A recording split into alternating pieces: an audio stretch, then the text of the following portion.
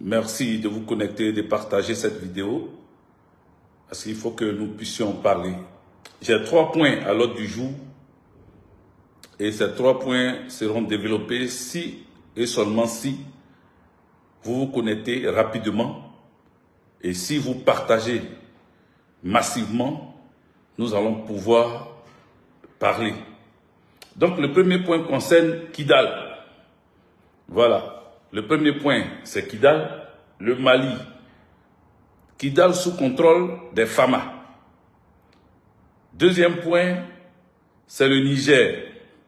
Le Niger va exploiter, a démarré l'exploitation de son pétrole. Et troisième point, c'est la Côte d'Ivoire. Michel Gbagbo aurait vendu sa victoire à Bitogo Bocho, Adama Bocho. Voici les 3 points à l'ordre du jour. Si vous êtes d'accord, mettez des cœurs pour dire que vous êtes d'accord avec ça. Et que ce sont 3 points qu'il faut développer ici, dont on doit parler. Donc attendez 1 minute, je ferme la porte pour ne pas qu'on entende. On m'entend depuis dehors. Voilà. Voilà. La porte étant fermée, nous allons parler. Donc, partagez, mettez des cœurs. Commencez à encourager la vidéo, surtout à faire en sorte que cette vidéo-là reste là. Et que personne ne vienne troubler l'ordre public. Il faut partager. Nous sommes à 72, ça n'avance pas. Voilà, il faut que ça aille vite, vite, vite. Donc, partagez, mettez des cœurs, continuez, continuez. N'attendez pas que je vous le dise, je vous le demande. Voilà, continuez, partagez, partagez, mettez des cœurs. Parce que ces 3 sujets, si ces 3 sujets vous intéressent, voilà. Bakounadi, Michel Koulibaly, big up à toi, mon frère. Depuis ta position, Bakounadi, sois salué, salue tout le monde là-bas de ma part. Ndré Akra Mathieu, mon ami, big up à toi. Il n'est plus de tes nouvelles, qu'est-ce qui se passe? J'espère que tu vas bien. Voilà. Il va dire, si tu n'as plus de mes nouvelles, pourquoi tu ne m'appelles pas? J'ai déjà lu dans ton cœur. Mais nous deux on fait vidéo, donc les nouvelles sont tout le temps là. Quand on te voit en direct, on sait que tu es là, tu vas bien. Albert Dioro, big up à toi. Je suis bloqué à 75, 70, 75, 70, 75, 70. Qu'est-ce qui se passe? Laissez vidéo là, ça va avancer. Aïe, pourquoi vous êtes sur moi comme ça? Laissez ma vidéo, les gens vont écouter. Sorciers, vous qui m'écoutez là. Les sorciers que vous êtes. Vous qui m'écoutez, qui bloquez ma vidéo là. Vous êtes des sorciers. Donc laissez ma vidéo avancer. Jason Cross, big up à toi. Akissi Jeanne, Madou, big up à toi. Soyez salués. On ne veut pas me laisser développer mon sujet. Mao Kanfando, big up à toi. Adama Diallo, big up à toi. Soyez salués. Nous allons partir quand même, voilà, même s'il veut nous empêcher. Je vais commencer par vous parler du Mali. C'est le premier point à l'ordre du jour. Kidal est sûr. Voilà, j'ai pas mis urgent, parce que Kidal a été arraché aux mains de ces voyous, de ceux qui ont voulu diviser le Mali. Kidal, la dernière fois je vous ai dit, lorsque la MINUSMA est sortie précipitamment de Kidal, la MINUSMA a laissé place aux assaillants, a laissé place aux terreaux. Mais c'était sans compter, allô Marc, big up à toi mon frère, c'était sans compter sur la détermination des femmes. Eux, ils ne savaient pas que les femmes les guettaient depuis. Ils ne savaient pas que les femmes avaient déjà préparé leur attaque sur Kidal. Eux, pour eux, non, quand ils vont partir, eux, ils vont prendre position et puis ils vont rentrer dans le dialogue, dans la discussion. Rappelez-vous que Assimi Goïta a dit que lui, il ne discute plus. Voilà, il n'est plus là pour négociation, discussion, à ne point finir le dialogue qui ne finit jamais. Depuis, on vous dit libérer Kidal, libérer les Maliens, laissez Kidal aux mains des autorités maliennes. Mais vous dites non, vous ne voulez pas, vous voulez forcément que Kidal tombe dans les mains de l'Azawad. Vous voulez faire votre république de l'Azawad. Mais ça ne peut pas marcher, Youssouf Sana. Ça ne peut pas marcher. Ça ne peut pas marcher. Et c'est pour cela qu'on a attendu que MINUSMA bouge. Quand MINUSMA est parti, vous êtes précipités pour aller occuper le camp. Mais les gars, je vous ai dit que le pilonnage allait les faire fuir. Que le pilonnage allait les faire fuir. Mais le pilonnage les a fait fuir. Il y a un témoignage que je vais vous laisser écouter. Voilà, ça ne dure pas, hein, donc concentrez-vous, écoutez, et puis on va partir. C'est exactement ça. Écoutez. Finalement, je vous avais dit ici. Partagez. Que MINUSMA va quitter Kidal plus tôt que prévu. Là, vous avez vu. Normalement, MINUSMA devrait partir le 15. Mais aujourd'hui, le premier MINUSMA est parti. Maintenant, vous dites chapeau à notre commandement. Chapeau à notre commandement. Parce que nous-mêmes, on n'avait rien compris hier. À partir de 11h... C'est un témoignage, il faut écouter. Témoignage d'un militaire, un Fama. On ne savait pas, on n'a pas compris. On s'est battu corps et âme pour prendre Kidal, pour prendre tous les coins stratégiques. Le commandement envoie un message à travers les officiers qui sont ici, des braves officiers qui sont ici, qui ont demandé à ce qu'on abandonne Kidal. Mais on n'avait pas compris au début. Certains étaient énervés, mais il faut... Dans l'armée, quand on certes te donne l'ordre, tu obéis d'abord, après tu cherches à savoir pourquoi. Et aujourd'hui, on a compris pourquoi. Parce que c'était un piège que MINUSMA voulait nous tendre. Quel est ce piège? Ils voulaient partir matin et ils vont dire qu'ils nous ont donné le camp, alors qu'ils ne nous avaient pas donné. Donc, le fait qu'ils avaient déjà envoyé la lettre qu'ils vont partir aujourd'hui, il n'y avait plus moyen de réquider, il fallait partir coûte que coûte. Donc, après, quand ils ont envoyé la lettre, et nous, on a décidé d'abandonner Kidal dans l'air. Donc, tout le monde a vu Kidal a le camp de MINUSMA. MINUSMA est en train de remettre le camp aux terroristes. Donc, MINUSMA n'a aucun moyen de dire aujourd'hui qu'ils ne sont pas partenaires des terroristes.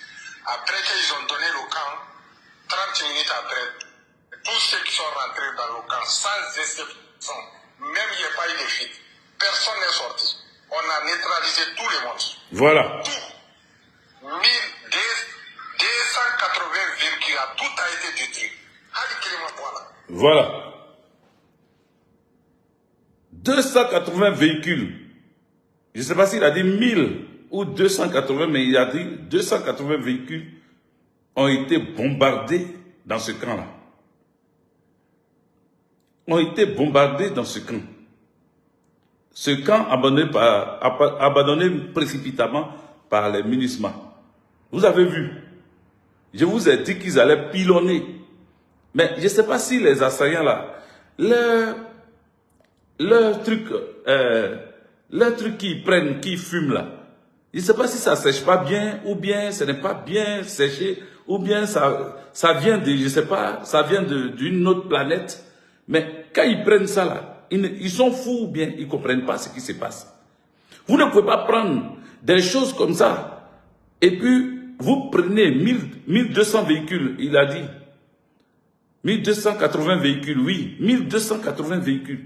Parce qu'ils étaient trop sûrs qu'ils allaient occuper cette zone et que les négociations allaient commencer, les discussions allaient commencer. Et puis encore, parce que c'était leur stratégie, il y a longtemps ils sont dans cette stratégie-là. C'est-à-dire stratégie de la discussion pour faire endormir le gouvernement en place. Et ils ont toujours régné comme ça, ils ont toujours maintenu cette manière de travailler. Mais ils ont oublié qu'Assimi Goïta ne pouvait pas... Oui, bon... On est mitigé entre 1280 et 280. Moi, je pense qu'il a voulu dire 1000 et puis il a dit 280. Donc, c'est 280 véhicules. Il ne faudrait pas qu'on aille dans l'extrême parce que les assaillants, là, ils vont enlever les 1200 véhicules là où? Donc, c'est 280 véhicules. On va se limiter à ça. Maintenant, si on s'est trompé, comment on appelle? On va rectifier ça. Mais 1200, c'est beaucoup. 1280, je ne pense pas que ça soit ça. Voilà, 280 véhicules. Je pense que c'est ça qu'il faut retenir. Il faut partager, les amis, partager. Pendant qu'on parle, la mettez des cœurs. Continuez à pousser. Voilà, ils ne veulent pas, mais on va forcer leurs mains. On va forcer leurs mains, puis s'il en faut, on sera toujours là pour parler. Donc, ils ont été frappés, foudroyés par l'armée malienne. Parce que l'armée malienne, à un moment donné, avait déjà prévenu qu'il fallait quitter Kidal. Et quand ils ont dit même aux forces maliennes de replier parce qu'ils allaient prendre, comment on appelle, Kidal, les forces maliennes, comme le militaire qui vient de parler, il dit qu'ils n'étaient pas contents. Ils n'étaient pas contents parce qu'ils se disaient, mais pourquoi on nous dit de laisser, or si on laisse la zone, c'est pas bon. Mais ils ne savaient pas le plan que Assimi Goïta avait déjà tracé avec ses hommes. Voilà. Donc eux là, ils ont boudé, mais exécution dans l'armée, c'est exécution avant réclamation. Donc quand on te donne un ordre, tu l'exécutes d'abord et après tu fais ta réclamation. Donc ils ont exécuté l'ordre en quittant les lieux. Mais ils ont bien fait de quitter les lieux. Aujourd'hui, ils sont contents parce qu'ils ont compris que c'était, on ne peut pas tout donner les stratégies comme ça. Vous avez reçu un ordre, quittez les lieux. Et après maintenant, on frappe, on frapponne, chicote l'ennemi pour anéantir l'ennemi. Donc ils ont été chicotés comme ils ne sont pas intelligents. Comme eux, ils pensent que par le passé, comment ils ont fait endormir les gouvernements précédents, ils pensent que c'est comme ça Assimi Goïta est. Donc ils allaient occuper le camp et puis ils allaient lancer les négociations pour dire oui, il faut discuter avec les assaillants, il faut essayer de voir dans quelle mesure on va s'attendre, dans quelle mesure on va faire passer des messages, mais non. Les amis, montez, montez, montez, vous êtes 226, il faut continuer à monter le mercure, continuez. Il dit, les cœurs là, si tant que c'est pas encore fini dans vos mains, appuyez sur les cœurs. Appuyez sur les cœurs, on va parler. Voilà, il faut nous motiver pour qu'on continue de parler, parce que les gens nous empêchent de vous parler, mais poussez-les aussi à comprendre que vous êtes prêts à écouter notre message, que vous aimez ce que nous sommes en train de dire.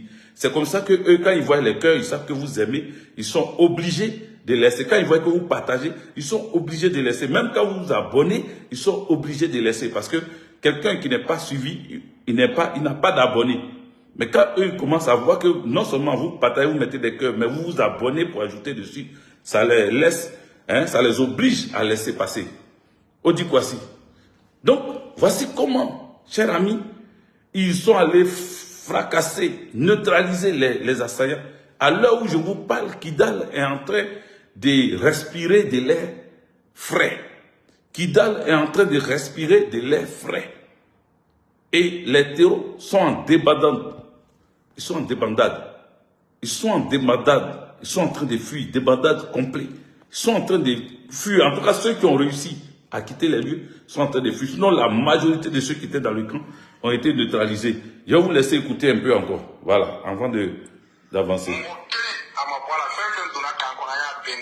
Il dit personne n'est sorti. Il dit personne n'est sorti. Moi-même, j'ai dit il y a eu quelques-uns qui ont fui. Mais quand je parle de ceux qui ont fui, c'est ceux qui ont compris qu'il ne fallait pas rester là. Et qui se sont cherchés. Donc, ceux qui sont restés là, voilà, on les a expédiés au ciel. Ils sont allés auprès du Père. Le fait que l'officier Oukanga Kidal Bla, donc, offensive follow là, terroristes ou Kanyama, Baba, nous, combattants Farima, nous, Tiamantalou, il y a des civils ou des cartouches de population qui est là au Bessokono. Voilà, il dit, les chefs de guerre là, ceux qui tenaient Kidal, qui étaient des vrais terreaux, qui se prenaient pour des gangabas, des durs de leur rébellion là, ils ont fui, ils ont enlevé leurs tenues et ils se sont fondus dans la population. Ils se sont mélangés à la population. C'est ce qu'il dit en Babara. Donc moi je vous traduis ça. Vous voyez comment je suis fort, non? Alors mettez des cœurs pour moi. Je vous traduis ce qu'il est en train de dire. Il dit ils ont fui. Les Moro Farima là, quand on chante en Côte d'Ivoire, Moro Farima be nana, Moro Farima be nana. Voilà, quitter sur la route là. C'est ça. Donc les durs, les babakais, ceux qui étaient les durs, ceux qui faisaient croire que Kidal là, ça va jamais tomber là. Ceux qui étaient les patrons de ces terreaux, ils ont fui, ils se sont fondus dans la population. Ils se sont mis en civil, ils ont jeté treillis là quelque part là-bas. Les turbans là même, ils ont enlevé ça. Turban est devenu serviette. Ils ont mis ça quelque part et puis ils ont mis dedans. Ils sont allés se fondre dans la population. Mais est-ce qu'on va les laisser dans la population? Est-ce qu'on va les laisser? C'est pour ça que la population de Kidal discute et essaye de donner. On demande à la population de Kidal de donner des informations. Voilà. Ce n'est pas une chasse à l'homme. Mais il faut retrouver tous ces voyous, ces bandits qui sont en train de terroriser les populations là. Il faut les récupérer. Odikwasi, merci pour les étoiles. Donc, voici le travail qui est en train d'être fait. Voici le travail qui est en train d'être fait. On va continuer à écouter. Continuer de partager. Voilà. Donc le fait que l'armée Kidal tout Bouloukoum a beau l'Ouniana, qu'on a couillé Kidal solo, nous y cansor Kaba, il n'y a pas moyen de prendre Kidal dans l'armée. Donc on peut voir où il est armée. Donc l'Oubé sera solo du coup neutralisé. Sans exception. Une famille, une talent et un Moufla de les perdus. Moufla. Des éléments très importants dans leur famille sont tombés aujourd'hui. Ça les fait très mal. Mais quand ils retournent au boulot, parce qu'ils ont été abattus en tant que des terroristes. Voilà. Donc je vous rassure, Kidal Ouais, on continue. est tombé totalement. Kidal est tombé, je répète, Kidal est tombé totalement. Ceux qui sont rentrés dans ces camps, il n'y a aucun qui est vivant aujourd'hui. Kidal est complètement tombé.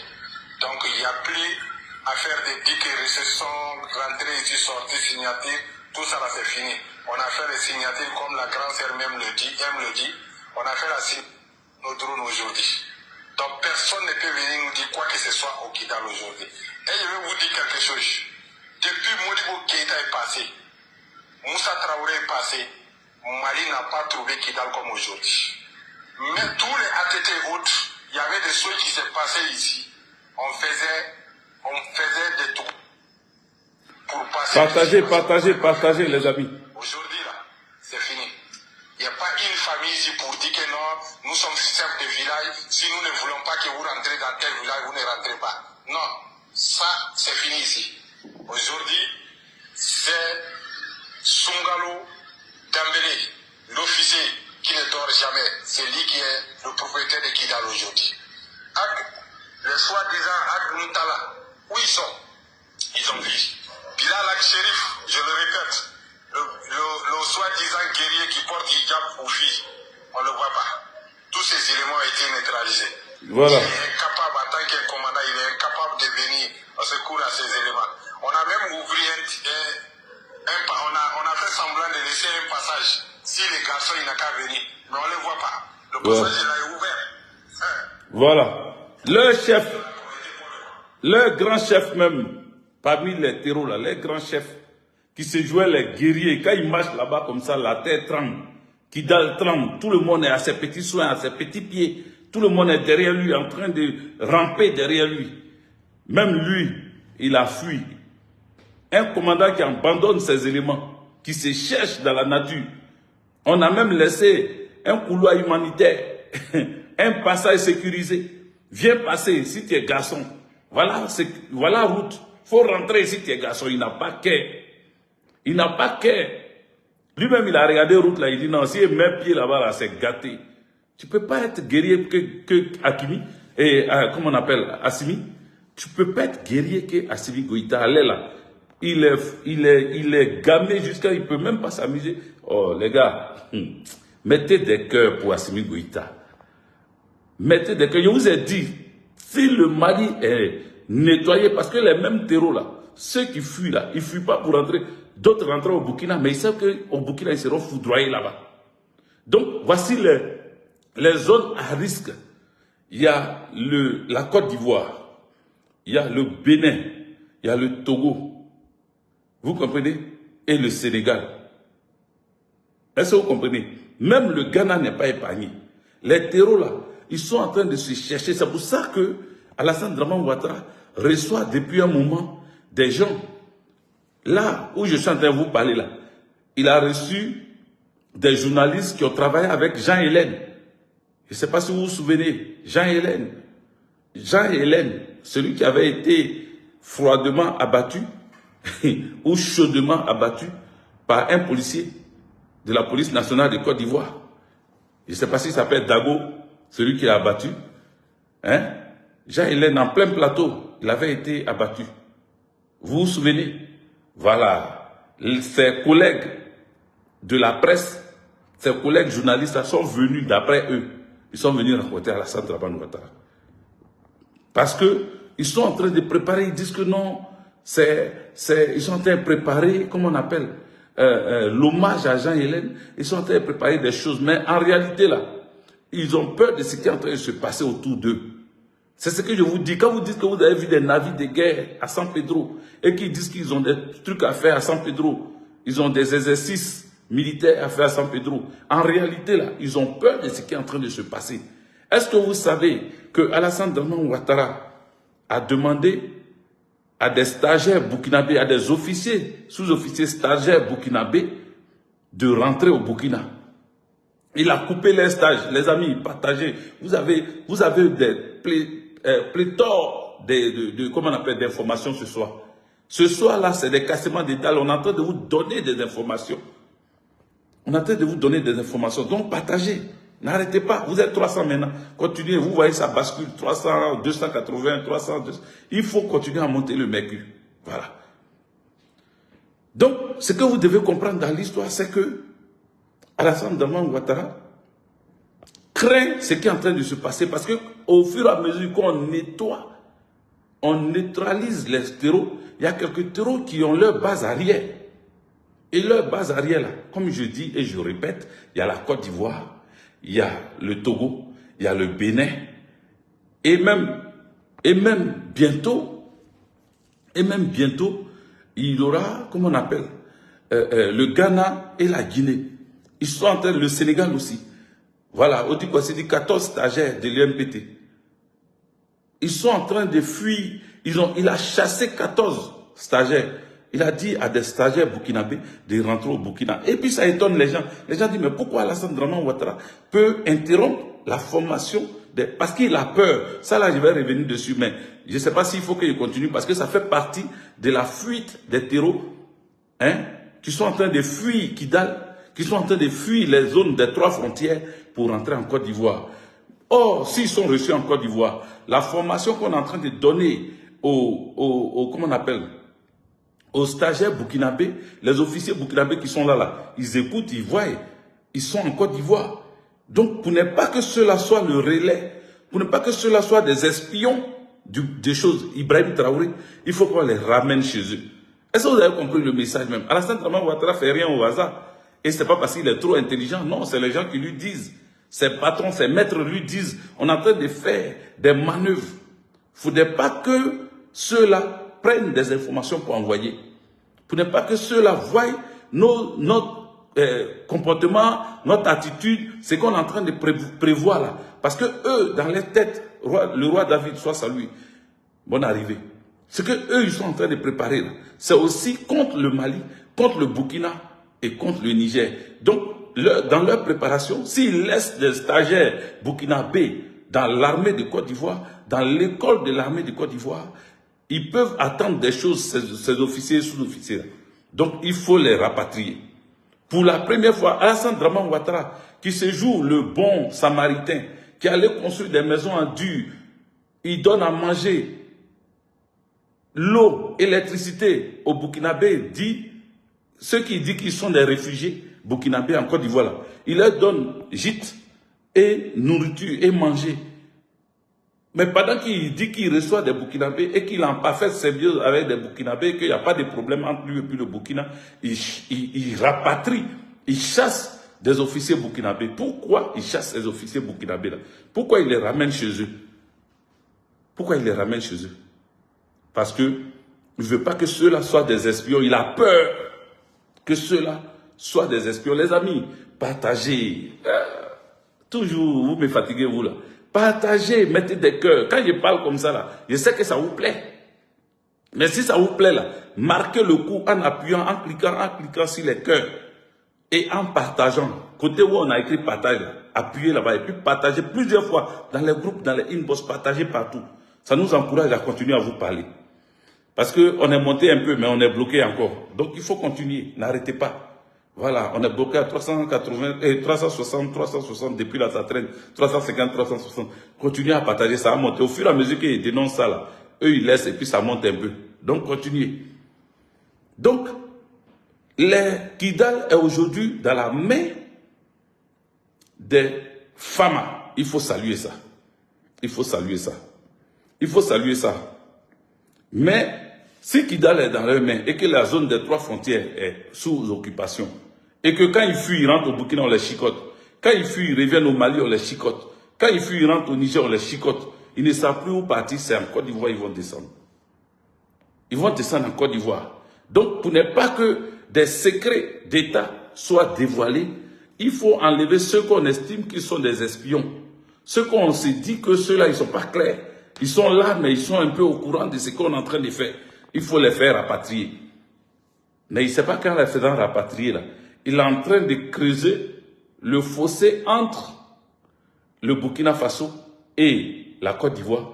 Il est en train de creuser, c'est-à-dire la méfiance, il est en train de créer, la méfiance entre le Burkina Faso et la Côte d'Ivoire. Il continue d'agrandir le problème entre la Côte d'Ivoire et le Burkina Faso en rapatriant des militaires burkinabés.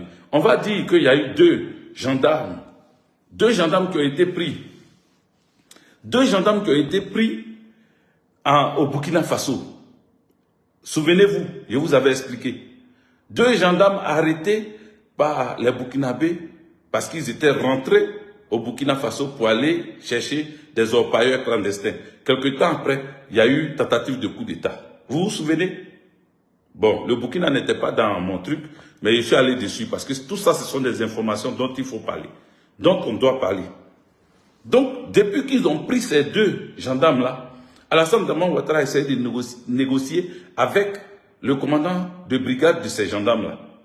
Voilà, celui qui était le commandant de, comment on appelle, le commandant du peloton mobile. C'est lui qui a discuté pour qu'on les libère. Mais jusqu'à aujourd'hui, on ne les a pas libérés parce que ceux qui ont attaqué Ibrahim Traoré, qui ont voulu déstabiliser le Burkina, aujourd'hui, là, il y a des Ivoirois dedans. Il y a des gens de Côte d'Ivoire dedans. Donc, Ibrahim Traoré ne peut pas laisser les deux gendarmes-là parce qu'il se demande, il essaie de voir dans les enquêtes le lien entre leur venue au Burkina Faso et ceux qui sont rentrés pour attaquer, pour essayer de le déstabiliser. Vous comprenez? Donc, tout ça là, ça énerve Alassane Draman Ouattara parce qu'il dit après l'épisode des 49 soldats, voici encore l'épisode des gendarmes de Côte d'Ivoire bloqués au Burkina Faso. Mali avait bloqué, mais il ne peut pas concevoir et il ne peut jamais accepter que le Burkina, il peut accepter pour Mali, mais pour Burkina, qui est son pays là, il ne peut pas accepter que le petit là lui tienne tête. Il dit c'est son petit-fils. Il dit Ibrahim Traoré est trop bébé devant lui. Comment Ibrahim Traoré peut lui tenir tête? Lui, Draman, quand lui parle là, les autres pays font Amina. Les autres pays là, ils font Amina devant lui. Comment se fait-il que un petit que lui, il peut accoucher et que son enfant peut accoucher, comment se fait-il que lui, il lui tient tête et que jusqu'à aujourd'hui, quand lui parle, là, le petit n'écoute même pas. Et je vous ai dit qu'il ne va pas le lâcher. Ibrahim Traoré, le petit, Alassane Draman Ouattara, il ne va pas te lâcher. Il vient de te montrer en rapatriant les officiers, comment des officiers qui sont venus en stage. C'est parce qu'ils ont estimé que ton école en Côte d'Ivoire est une école militaire qui forme correctement des officiers. Parce qu'ils ont estimé que ton pays, on peut former des éléments. C'est-à-dire c'est un respect et c'est un honneur surtout. Un honneur pour toi quand on envoie des gens dans ton pays pour une formation. Parce qu'on estime que ton école a atteint le niveau international. Donc cette école-là, quand un officier sort de cette école, l'officier est respecté et respectable. N'est-ce pas? Donc quand le Burkina t'amène ces hommes, quand le Mali t'amène, c'est pour ça qu'à un moment le Togo, ils étaient fiers. Parce qu'on a amené des commandos là-bas. On a amené des gens pour aller se former comme commandos. Les gendarmes là, on les a envoyés au Togo, à Lomé. Quand ils sont partis au Togo là, quand ils sont revenus, oui, eux tous parlent de la formation au Togo. Et c'était des meilleurs gendarmes.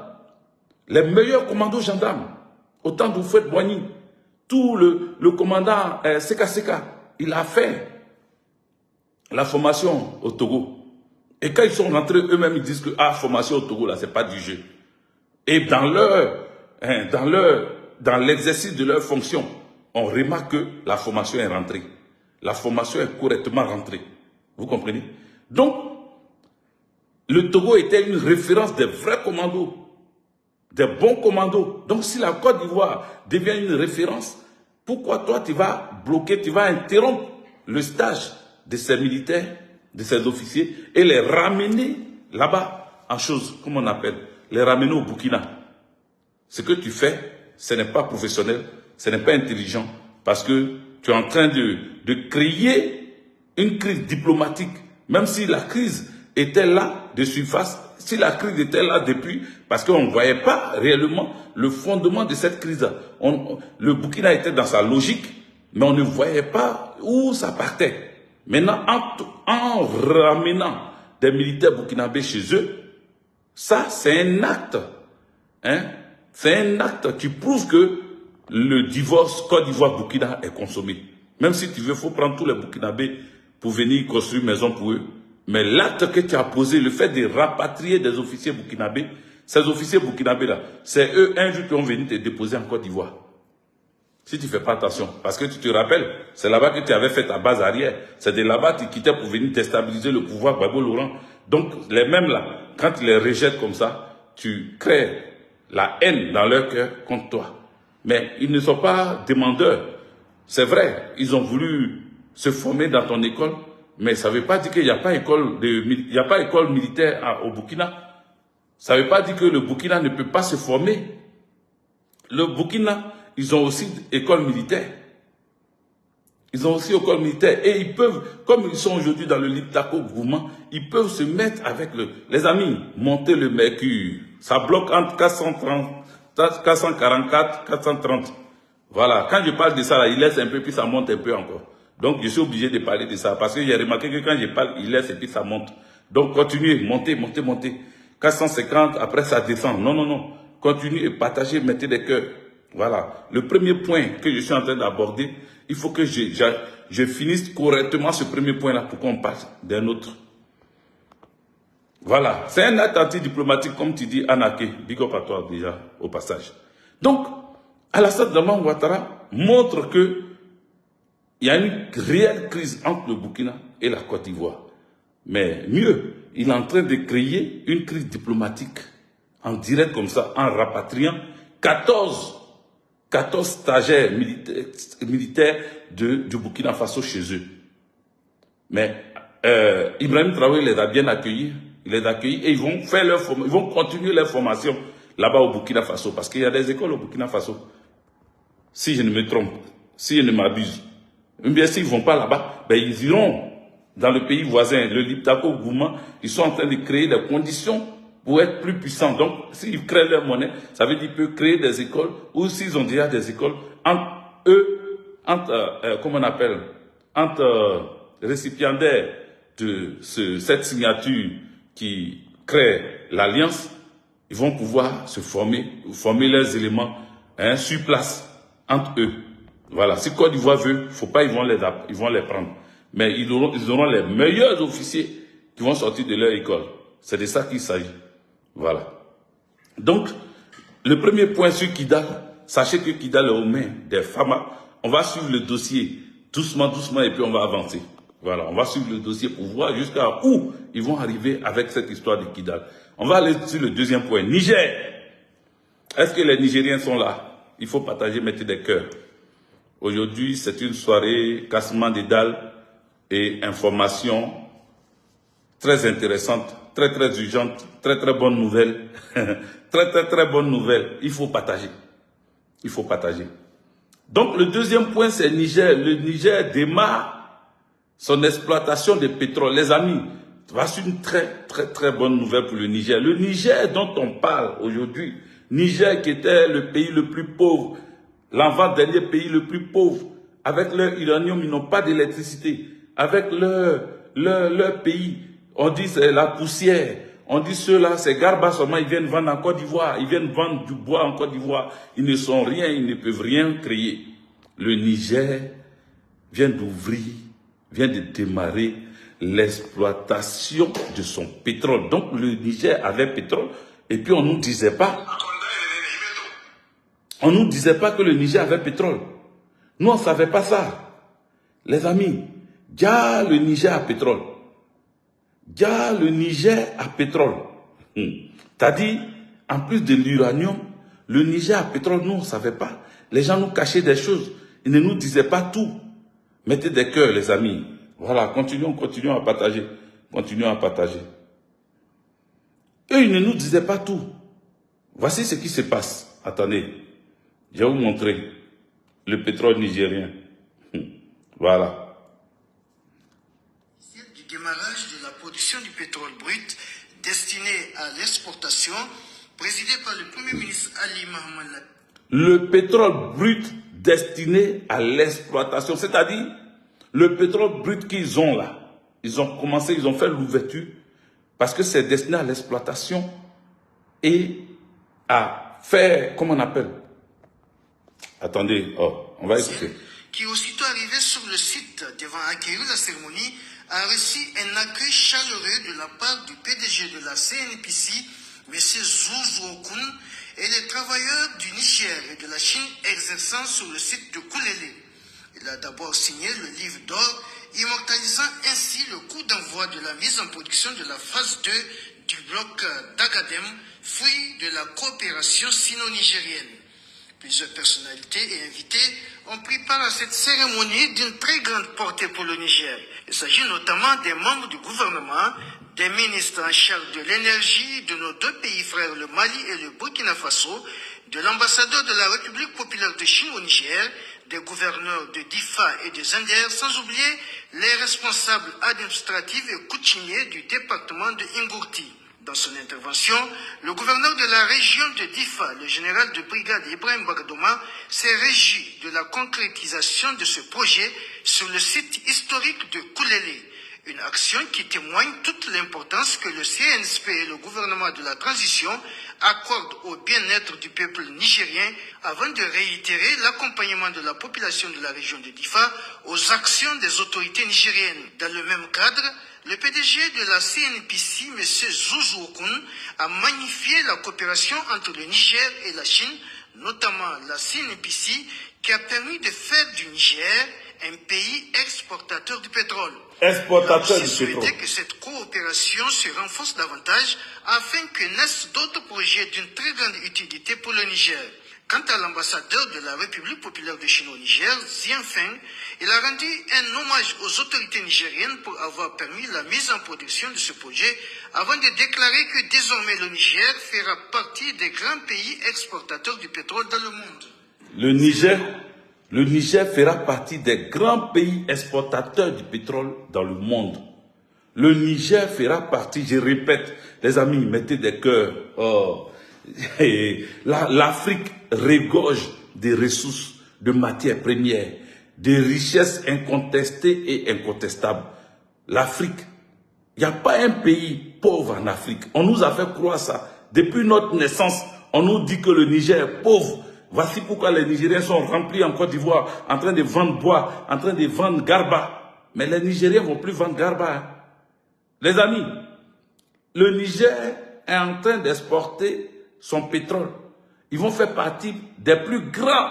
Ils n'ont pas dit qu'ils vont faire partie des exportateurs du pétrole. On dit qu'ils vont faire partie des plus grands exportateurs du pétrole dans le monde. Pas en Afrique seulement, dans le monde. Qu'est-ce qu'ils ont découvert là-bas? Et puis on nous dit que le Niger va faire partie des plus grands, des plus gros exportateurs du pétrole dans le monde. C'est parce qu'ils ont découvert assez de pétrole. C'est parce qu'ils ont découvert assez de pétrole. De la manière qu'on dit la Libye, grâce à son pétrole, s'était développé un moment et puis ils sont venus créer le bordel là-bas. Le Niger vient d'avoir du pétrole et est prêt à exploiter son pétrole et à exporter son pétrole dans le monde. Peuple nigérien, vous avez vu, tout ce qu'on nous a fait croire depuis notre enfance là, tout est tombé dans l'eau aujourd'hui. Le Niger n'était pas pauvre. Les gens venaient parce qu'on avait appauvri le Niger. Donc ils venaient chercher l'Eldorado en Côte d'Ivoire. Ils venaient vendre fagot, ils venaient vendre du bois, ils venaient vendre du garba, garder 100 francs, 200, 1000 francs pour aller construire au Niger. Or, leur pays est riche comme la Côte d'Ivoire. Mais ils ne savaient pas parce qu'on leur fermait les yeux. On prenait leur uranium. Ils n'avaient même pas d'électricité. Quand il fait nuit, ils ne voyaient rien. Les enfants, même pour étudier, ils sont obligés d'allumer bougie. Même bougie encore, il faut avoir l'argent pour payer. Voici ce que les Nigériens subissaient. Depuis le changement, c'est-à-dire on parle d'une transition, on ne parle pas d'élection présidentielle où il y a un nouveau président, où il y a ceci, cela. Non, non, non. On parle d'une transition militaire. Ce sont les militaires là. Donc tous les pays doivent avoir militaires. Tous les pays doivent avoir militaires sur les, comment on appelle, sur le trône. Aïe, ces militaires peuvent faire ça. Regardez Mali, regardez Burkina, regardez Niger. Ces militaires peuvent faire ça. C'est pas comme les militaires, Mahamat Idriss Déby, là. Non, non, c'est pas les militaires poltrons comme ça, c'est pas d'eux je parle, hein. Mais si militaires peuvent se comporter comme ça, créer des entreprises, réussir à sécuriser son pays, faire créer une monnaie, ces militaires, en moins de quelques années, 2 ans, 3 ans, peuvent changer la physionomie de son pays, c'est que le militaire est bon alors. C'est que les militaires là, ils ne sont pas tous cons, on ne les a pas enlevés au village. Comme d'autres, quand ils attendent militaire, ils pensent que c'est quelqu'un qui ne connaît pas papier et puis on l'a pris, on l'a mis là. Ils pensent que le militaire, c'est quelqu'un qui n'a pas étudié, qui ne connaît rien, qu'on a pris dans un champ là-bas pour lui donner la tenue, on dépose calage dans sa main et puis il s'en va tirer. Non, non, non, non. Il y a des militaires qui sont posés, intellectuels, réfléchis, qui peuvent diriger un pays dans la pure sécurité et la pure souveraineté, lutter pour arracher sa souveraineté. Voici ce qui est en train de se passer au Niger. Lorsqu'on nous fermait les yeux pour dire que le Niger n'était rien, ils ne produisent rien, ils ne sont pas riches, ils sont un pays très pauvre et très endetté. Pays très pauvre et pays très endetté. C'est eux aujourd'hui, ils seront parmi les plus grands exportateurs du pétrole dans le monde. Les amis, vous attendez quoi pour mettre les cœurs? Vous êtes d'accord avec ça ou bien? Soit saluer Général Tchiani depuis ta position. Tu as fait un travail. Les amis, montez le mercure, partagez pour que nous atteignions au moins 500. Là, nous sommes à 400. Ça traîne depuis ces 400 là. Vous n'avez pas dit que ça n'avance pas. Vous n'avez pas. Il faut partager. On a forcé jusqu'à on est monté à 440. Il faut continuer à monter. On a peut-être 460 et puis on redescend encore. Pourquoi? Ceux qui sont là, ils ne sont pas d'accord avec ça. Je sais qu'ils sont d'accord. Je sais même qu'il y a beaucoup qui ne savent pas que je suis en direct. Mais si vous partagez, les autres sauront. Donc, continuez. Ne me faites pas arrêter à chaque fois pour vous dire de partager. Donc, mon deuxième point sur le Niger, nous voulons saluer ici le général Tchiani pour le travail abattu. En quelques mois, il est devenu l'un des gros exportateurs du pétrole dans le monde. Il n'a même pas encore fait 1 an. Ou bien il a fait 1 an. Écrivez ça en commentaire. Il a fait combien de temps au pouvoir? Le général Tchiani a fait combien de temps au pouvoir? Vous allez voir, tous les vendeurs de Garba en Côte d'Ivoire vont venir investir au Niger. Tous les vendeurs de Garba en Côte d'Ivoire vont rentrer dans leur pays parce que l'Eldorado sera plus ailleurs. L'Eldorado sera chez soi. L'Eldorado sera plus à traverser la Méditerranée. L'Eldorado sera chez soi. L'Eldorado ne sera plus de partir mourir dans la Méditerranée, traverser la Libye, aller dans le Sahel, dans le désert et puis mourir dans le désert. L'Eldorado sera chez soi. Il y en a qui vont prendre passeport nigérien. Il y en a qui vont quitter la France, qui vont quitter l'Amérique, qui vont quitter l'Allemagne, qui vont quitter comment on appelle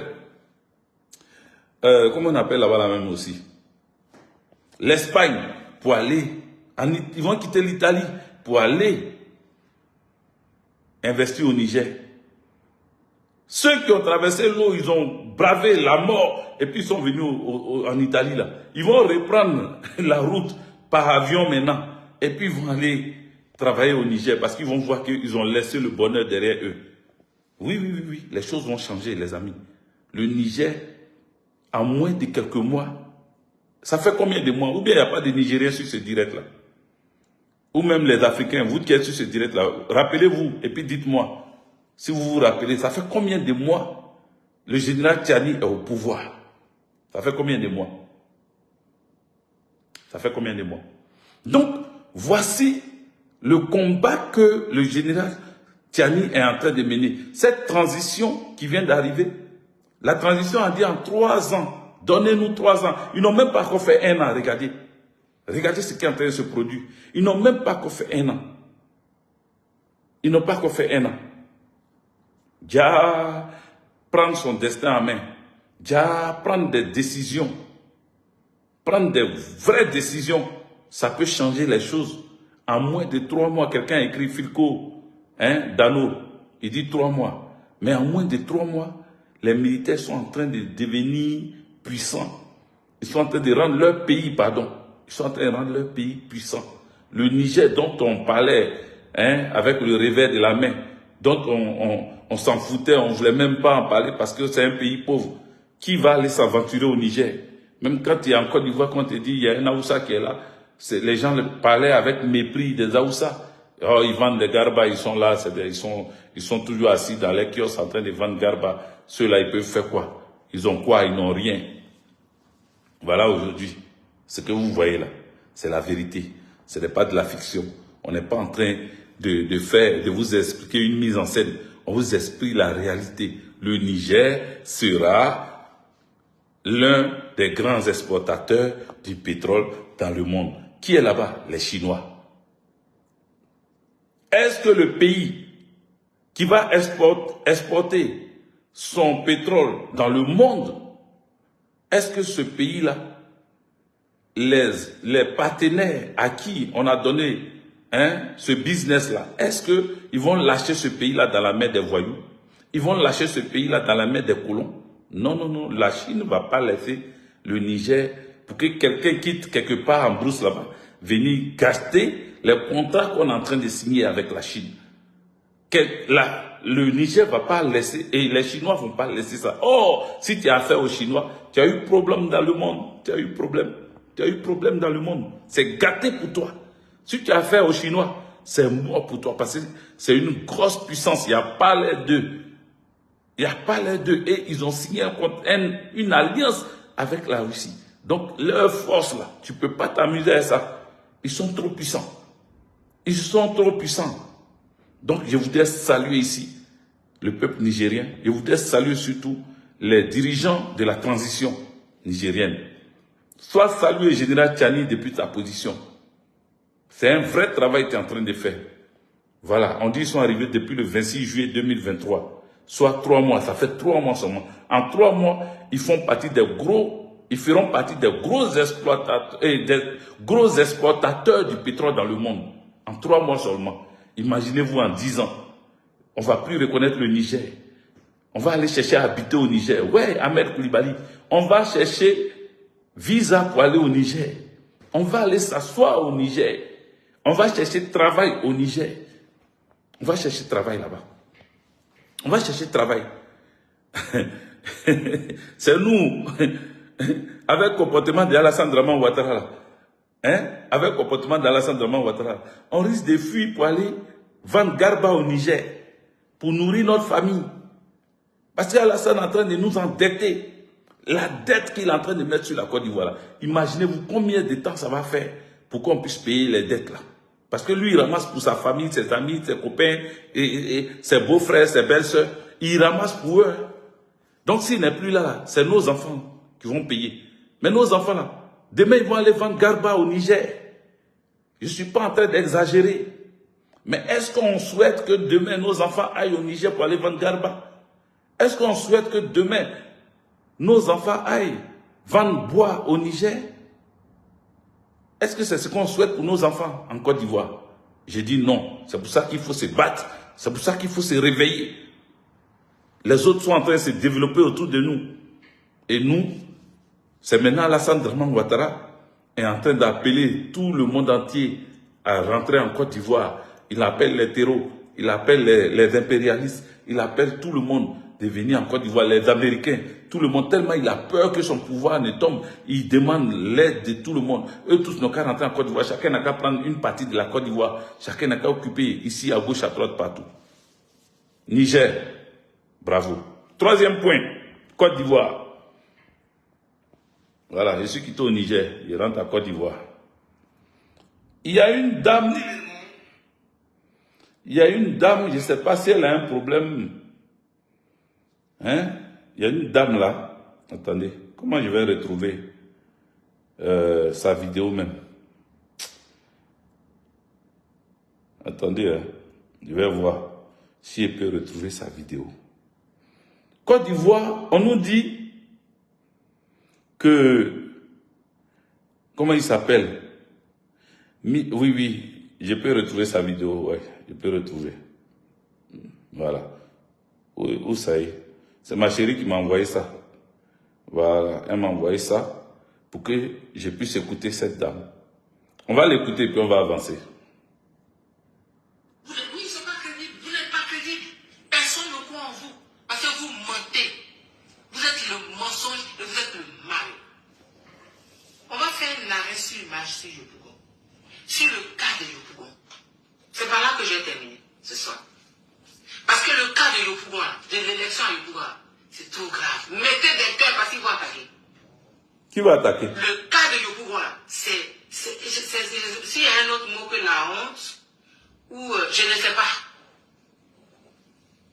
Le cas de Yopougon, arrêt sur image, et j'appelle ici Michel Gbagbo. Je vais te demander, Michel Gbagbo, tu es dans quoi? Tu es dans quoi? Toi, tu es dans quoi? C'est mon petit frère, tu es dans quoi? Michel Gbagbo. Tu as l'âge de Charles Blé Boudé, donc tu es mon petit frère. Voilà. Un peu, elle reconnaît qu'elle est une vieillerie parce que Michel Gbagbo n'a pas moins de 50 ans. Il a plus de 50 ans, Michel Gbagbo. Donc, quand elle dit tu es mon petit frère, tu as l'âge de Blé Boudé, ça veut dire que quand les gens l'appellent soixantenaire, ils savent pourquoi. Voilà, elle est quand même, c'est une ancienne. Voilà. Mais cette ancienne-là, c'est elle qui dit que Michel Gbagbo est dans quoi? C'est elle qui dit ça. Hein? Donc on va l'écouter. Parce que, pourquoi je parle de ça? Parce que Michel Gbagbo est du PPACI, il est de mon parti politique.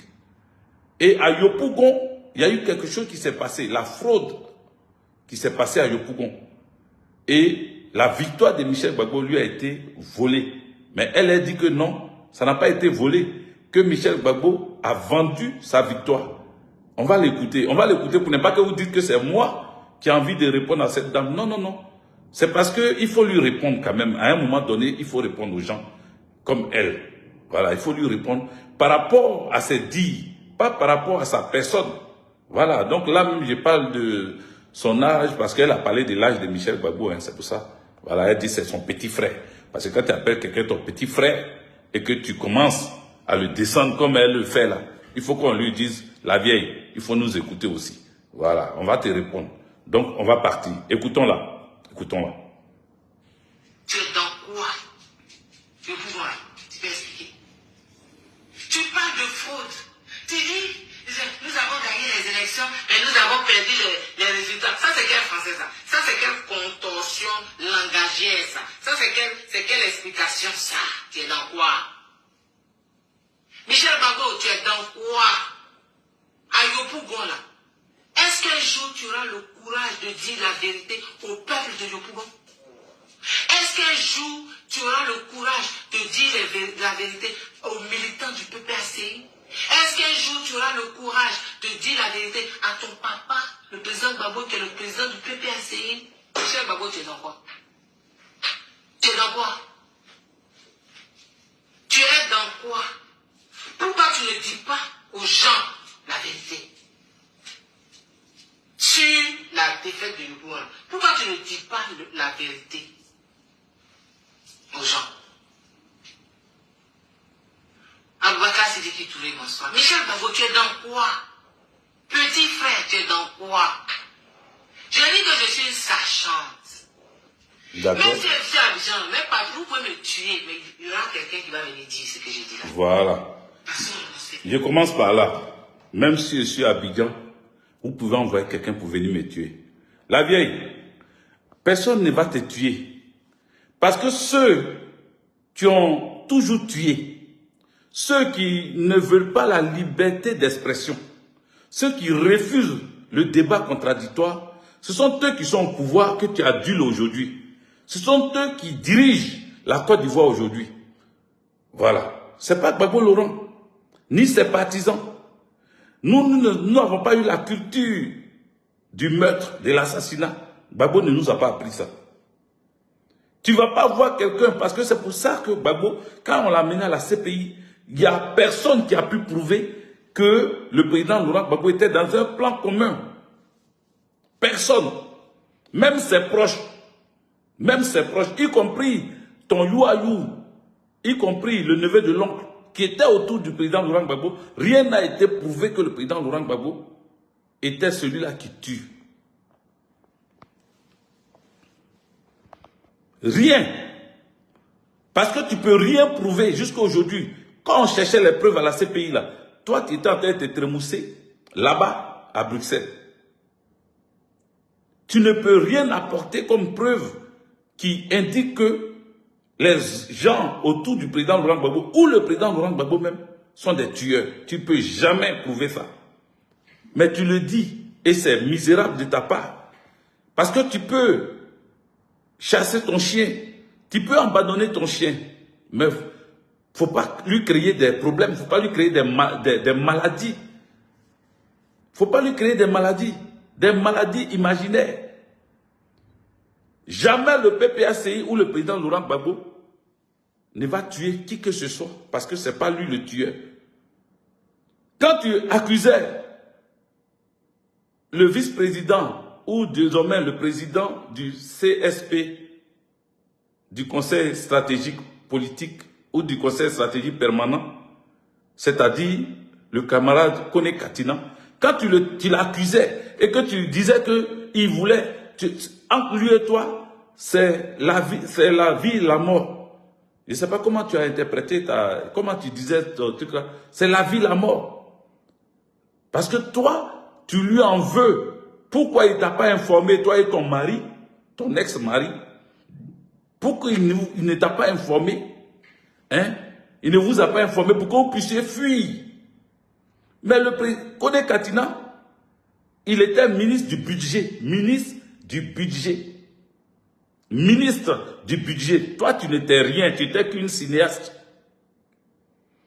Tu étais une repéro du président Laurent Gbagbo traînant autour de lui. Donc, tu n'étais rien. Donc, entre toi, ta vie, et puis lui, sa vie, là, c'était pour lui qui était en danger. Quoique, une vie est une vie, quelle que soit la personne. Mais, en l'état actuel, dans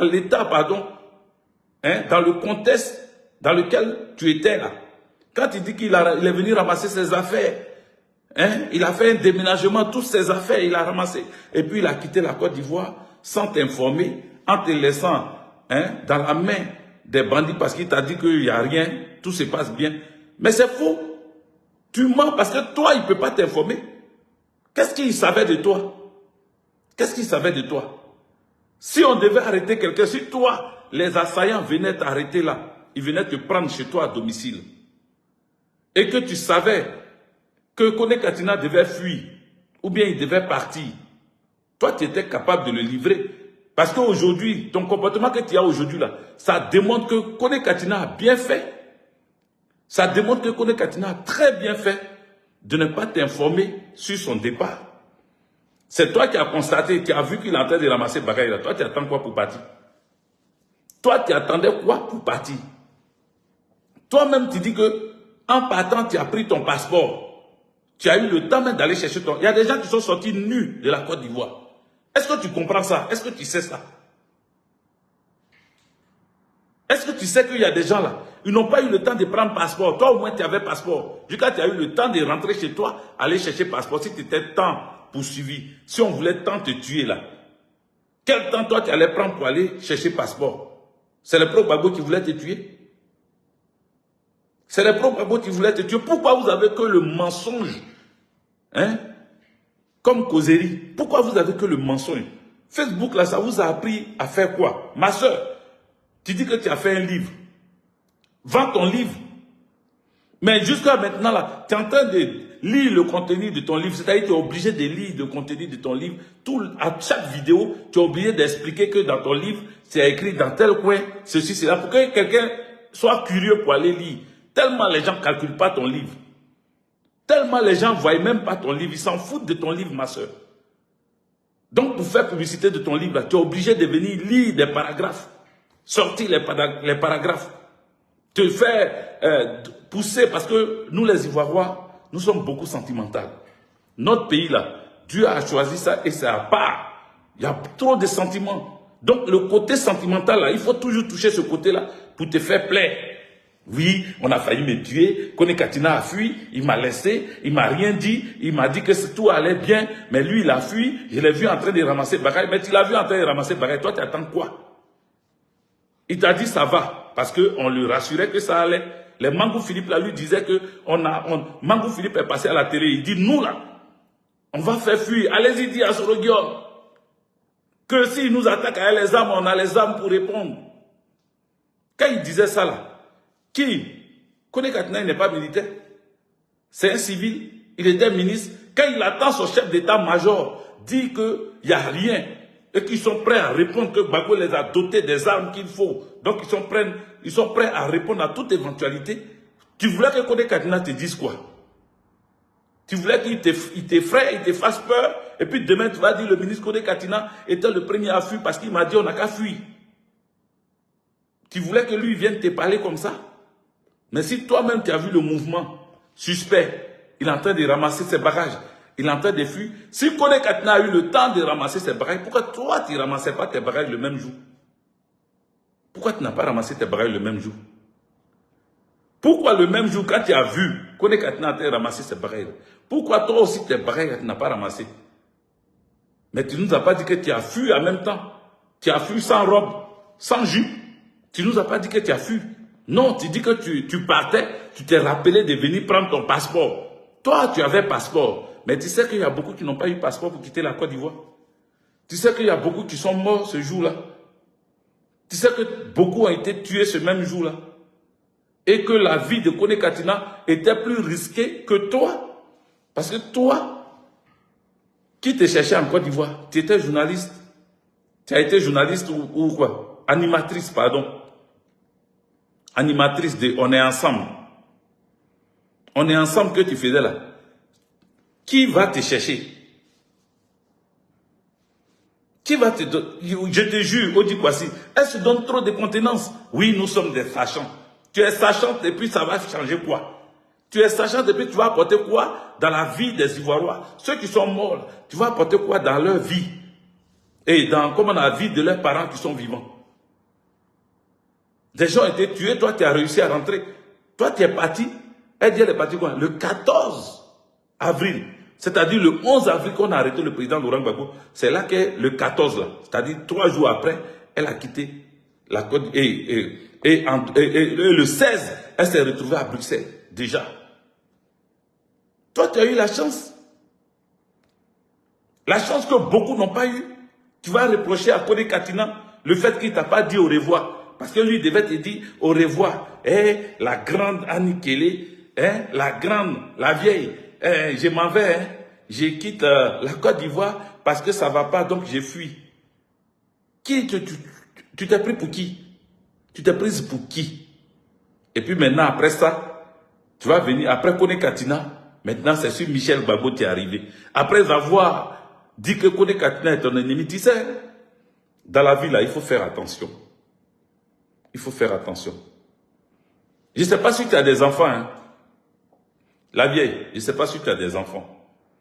Parce que même quand on n'a pas d'enfants et qu'on s'occupe d'enfants d'autrui, ma chérie me disait que si tu n'as pas d'enfant, tu ramasses enfant. Elle dit, si tu n'as pas d'enfant, là, tu ramasses enfant. Donc, si tu as des enfants, ou si tu n'as pas d'enfant, mais ce que je voudrais dire, est-ce que tu penses à demain? Parce que c'est vrai, même si tu es vieille, mais si tu as des enfants, là, est-ce que tu penses à tes enfants? Parce que ton ex-mari, là, il a des enfants, ou bien vous êtes encore mariés, mais vous êtes séparés, vous ne vivez plus ensemble. Mais lui, là, il a des enfants. Donc, ça peut être tes enfants. Donc, peut-être qu'il y a des enfants. Mais je n'en sais rien, hein, sincèrement. Je ne viens pas parler, hein, c'est trop petit de venir parler si elle a un enfant, elle n'a pas d'enfant. Non, non, non. C'est trop petit, donc je ne rentre pas dans ça. Mais je vais dire quelque chose. Est-ce que tu penses à demain pour ces enfants? Est-ce que tu penses à demain? Parce que ce que tu es en train de dire aujourd'hui, quand tu dis Kone Katina, c'est à la vie, à la mort. C'est à la vie, à la mort. C'est à la vie, à la mort. Demain, quand la roue va tourner, à la vie, à la mort, là, est-ce que tu vas tenir encore ce propos-là? C'est-à-dire, parce que Kone Katina se dit quoi? Il va se dire, je ne suis pas dans sa tête, mais il va se dire que toi, si on te donne couteau, on te donne fusil pour le tuer, tu es capable de le faire puisque tu dis c'est à la vie, à la mort. Tu es capable de finir avec lui.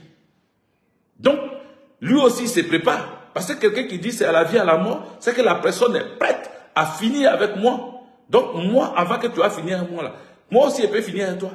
Est-ce que tu sais ce qu'il pense? En le déclarant comme ça, à la vie, à la mort, là, est-ce que tu sais que tu es en train de risquer que ce soit toi ou tes enfants, leur vie, en le disant comme ça? Parce que toi, tu veux le finir. Tu dis que tu es prête. Parce que lui, il t'a abandonné. C'était ton quoi même. Et puis, lui, son départ, là, ça te fait plus mal que pour tout le monde. En tout cas, le ministre Kone Katina, toi-même, t'es attendu. Hein? Toi-même, t'es attendu. Elle dit, toi et elle, là, c'est à la vie, à la mort. Donc, il ne faut pas passer sur son chemin. Il ne faut pas passer à côté d'elle où elle t'a déjà prévenu. C'est à la vie, à la mort. Elle t'a déjà prévenu. Et moi, je viens en renchérir pour dire, fais attention à toi. Parce que ce genre de personne-là, elle est prête à tout. Elle est prête à tout. Et elle le dit haut et fort. Donc, à toi de prendre tes précautions. Maintenant, pour revenir à Michel Gbagbo, on va écouter. On va écouter ce qu'elle dit de Michel Gbagbo. Préparé. On est prêt. On s'est préparé. Tu es dans quoi? Michel Gbagbo, je dis, tu parles de fraude à Yopougon pour l'élection municipale. Tu dis, on a gagné, j'ai lu. Tu dis, on a gagné les élections, mais on a perdu les résultats. Ça, c'est quel français tu as parlé? C'est quelle contorsion de langage? Que tu as gagné les élections, mais tu as perdu les résultats. Ça veut dire quoi? Est-ce qu'un seul jour, tu auras le... Ça veut dire qu'il y a eu fraude, la vieille. Quand Michel Gbagbo dit, j'ai gagné les élections, mais j'ai perdu les résultats, ça veut dire, à un français très simple, un français, le français facile, parmi tous français qu'on peut comprendre, ça veut dire que j'ai gagné les élections et j'ai perdu les résultats, ça veut dire qu'il y a eu fraude. C'est-à-dire, j'ai fini de gagner dans les urnes. J'ai fini de gagner, les procès-verbaux sont là. Et on vient me déclarer un perdant. C'est ça que ça veut dire. En donnant le résultat, on me déclare perdant. Voici en français, plus simple. Il n'y a rien, il n'y a pas de contorsion langagière, il n'y a pas de torsion de la langue de Molière, il n'y a pas de fuite en avant. C'est un français très simple, même le paysan, depuis le village là-bas, a compris ce français-là. Donc, comme tu veux aligner des mots pour distraire ton public, c'est pour cela que tu es en train de parler de contorsion langagière. Sinon, le français est très clair. Il dit, il a gagné les élections, mais il a perdu les résultats. Ça veut dire qu'ils ont triché, tout simplement. Ça veut dire qu'ils ont triché parce que quand tu finis de compter les voix des bureaux de vote et que tu as gagné, et qu'à la fin on vient te dire que dans les résultats tu as perdu, ça veut dire qu'il y a eu tricherie, la vieille. Donc tu dois prendre ça comme ça. Tu dois prendre ça. Maintenant, si tellement tu veux détruire Laurent Gbagbo, tu ne veux pas t'arrêter là. Tu as allé sur Simone Gbagbo. Simone et Yves là, tu as allé sur elle. Tu as détruit son entourage. Tu as détruit l'entourage de Simone Gbagbo. Aujourd'hui, où elle te voit là, elle ne sait pas comment se débarrasser de toi. Et moi, j'ai eu l'information. Elle veut se débarrasser de toi, mais elle ne sait pas comment. Parce qu'elle dit, vaut mieux t'avoir avec elle que de t'avoir comme ennemi. Parce que tu es une personne qui n'a pas un esprit sain. Tu n'as pas un esprit sain. Tu es une mauvaise personne. Quand tu fréquentes les gens, quand Laurent Gbagbo t'a ouvert sa porte, c'était pour te jouer les sachants. Les personnes qui détiennent des secrets, des secrets d'État. C'était pour te jouer ça. On va l'écouter, les amis. Courage de dire la vérité au peuple de Yopougon. Mais il faut dire maintenant la vérité là. Il faut nous dire. Est-ce que toi, tu peux avoir le courage? D'accord, on t'écoute. Toi qui as le courage là, on t'écoute. La vieille. À propos de cette élection.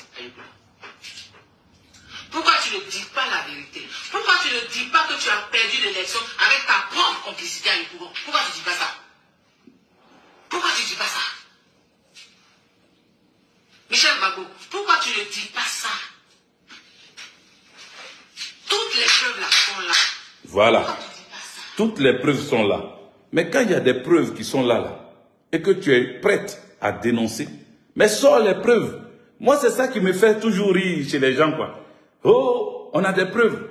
Oh, on est prêt. Mais sors les preuves. Si tu as vraiment les preuves, pourquoi tu fafaronnes? Pourquoi tu piailles? Pourquoi tu fais du vuvuzela derrière des preuves que tu as? Tu as des preuves, mais sors-les. Est-ce que quand on a les preuves, on chante comme ça? Quand on a les preuves là, tu dis oui, il faut dire la vérité, il faut dire la vérité, mais ton public là, tu te fous de ton public. Tu te fous des gens qui t'écoutent.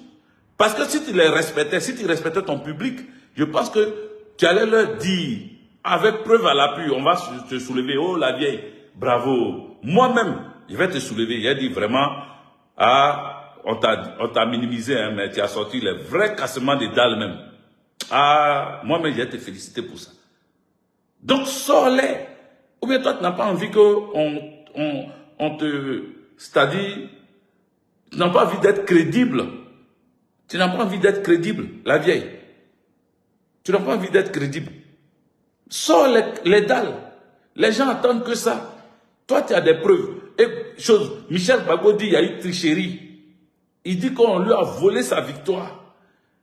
Il est en train de salir entre griffes le nom de Bitogo. Ah, l'honnête Bitogo. Bitogo a gagné. Et puis Michel Gbagbo dit, il n'a pas gagné. Donc, madame la juge, madame qui détient la vérité et qui a les preuves, mais sors les preuves.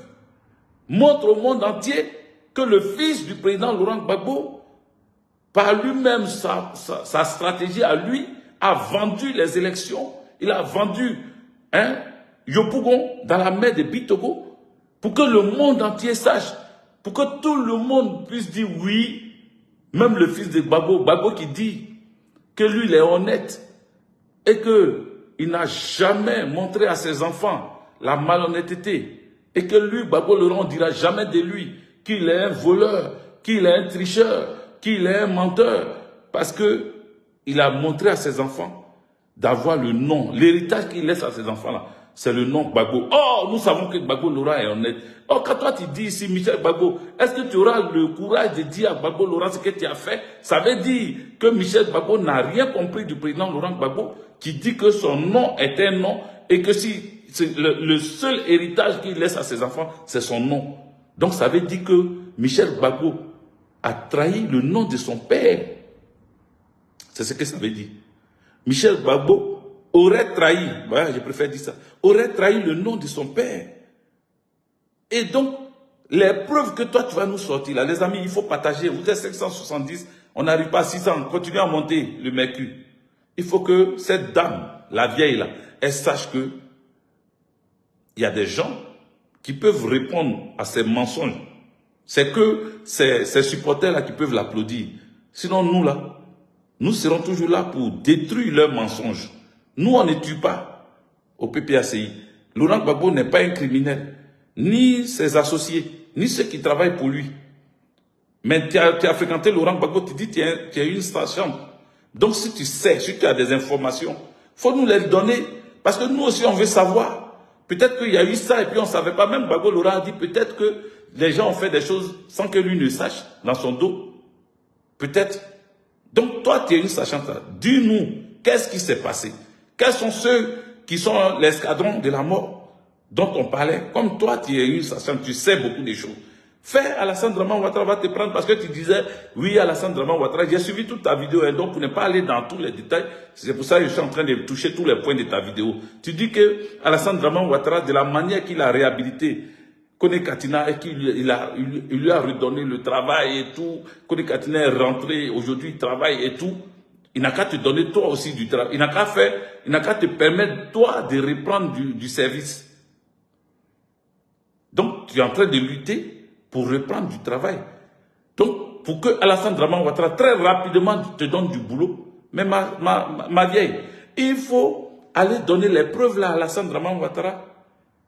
Il faut sortir les Djoukro des Djoukro, tous les cassements des dalles. Il faut sortir, donne à Alassane Draman Ouattara. Dis que vous êtes parti à la CPI. Il y avait des preuves, mais vous avez acquitté Laurent Gbagbo.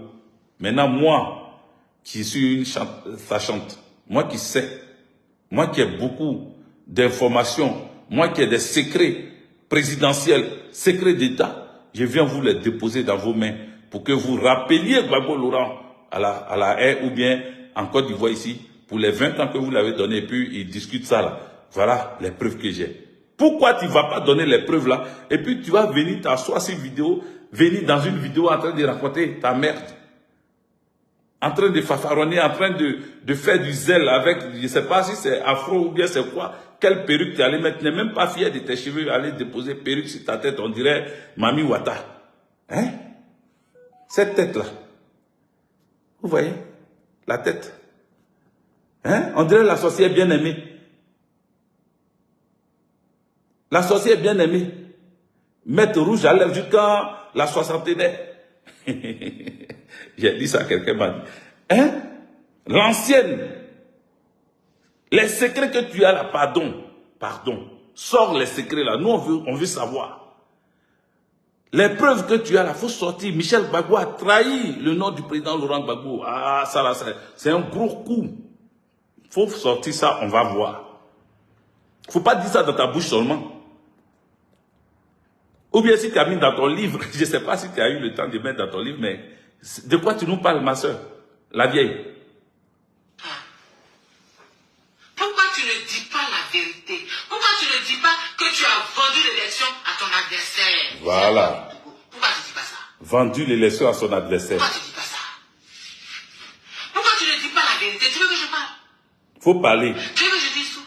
Mais dis tout. Je vais te donner une semaine. Tu vas t'expliquer. Voilà. Tu vas dire dans ta bouche. Elle va donner une semaine à Michel Gbagbo. Hein? Michel Gbagbo, une semaine, il ne va rien dire. Et donc, on attend. Elle dit une semaine. Les gars, ça fait combien de temps cette vidéo-là? Attends. Ça fait 2 jours que quelqu'un a partagé. Voilà, 2 jours. Donc, je ne sais pas si ça fait 2 jours qu'elle a dit ça. Ou bien il y a... Mais elle dit qu'elle donne une semaine à Michel Gbagbo pour que lui-même, il vienne témoigner que, ah oui, la vieille, la Mami Wata m'a donné un ultimatum. Donc, je viens vous annoncer que, effectivement, j'ai vendu l'élection à Yopougon. Hein? Vendre l'élection, là, c'est comment? C'est comment? Dis à Bitogo, tu peux gagner. Ou bien, je ne sais pas, les preuves qu'elle a là, c'est quoi au juste? Mais il faut nous dire... Hein? Oui, je te donne une semaine. Mais ce chantage-là ne va pas passer. Merci, Françoise Aoto, pour les étoiles. Bonne arrivée, d'ailleurs, sur ce direct. Merci pour les étoiles. Mais il ne va pas venir, c'est-à-dire Michel Gbagbo, ne va pas venir se procéder devant toi pour dire oui, la vieille te dit de venir parler, donc il vient parler au... Il ne va pas parler, puis une semaine là.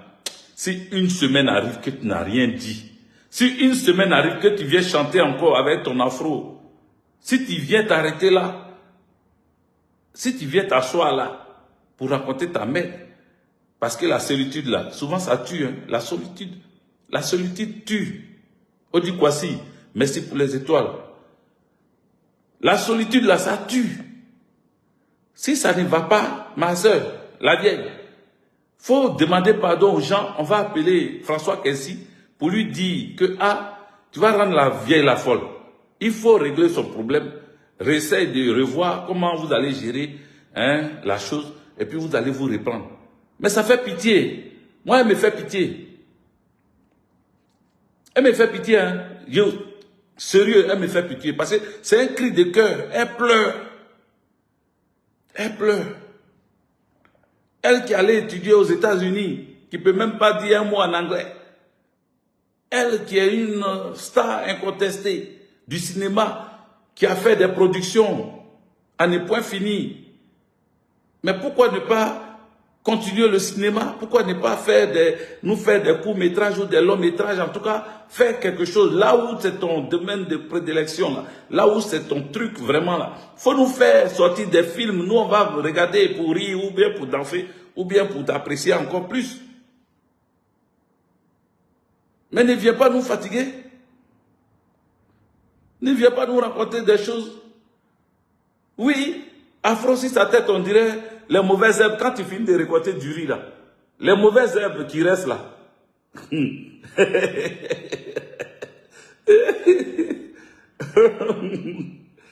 Regardez. Je ne sais pas qui lui a conseillé ça. On dit qu'elle a devenir blonde maintenant. Parce que ce sont les blondes qu'on regarde maintenant. Fantagbe est blonde. Comme Fantagbe est blonde. Donc elle toute veut devenir blonde maintenant. Cheveux, on dirait riz, hein, champ de riz qu'ils ont fini de récolter, riz là, il reste. Est-ce que vous avez déjà vu champ de riz quand ils ont fini d'enlever le riz là? Ils ont fini de semer le riz là. Hein? Ce qui reste là, les mauvaises herbes là. Vous avez déjà vu comment ça est là, non? Regardez. Ça vous rappelle rien, mes parents? Hein? Aïe! Qu'est-ce qui l'a poussé? Aïe! C'est quoi cette histoire? On va écouter un peu encore et puis on va finir sur elle là. Est-ce que ton parti est au courant de ça, PPACI? Est-ce que ton papa il sait ça? Le président du PPACI il sait ça? Est-ce qu'il sait que tu as vendu l'élection à M. Adama Bitogo? Est-ce que tu sais ça?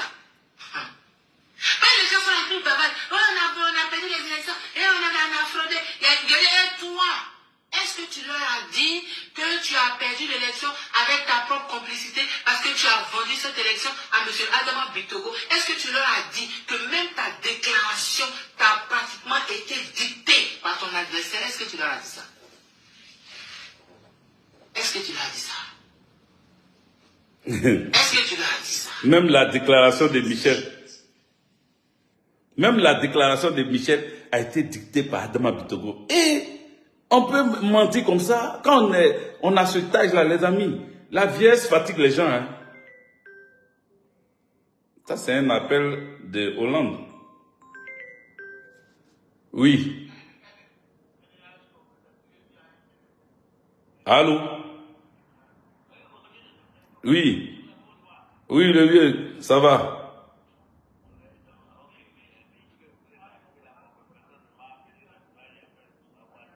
Mais qui a ton numéro? Qui a ton numéro?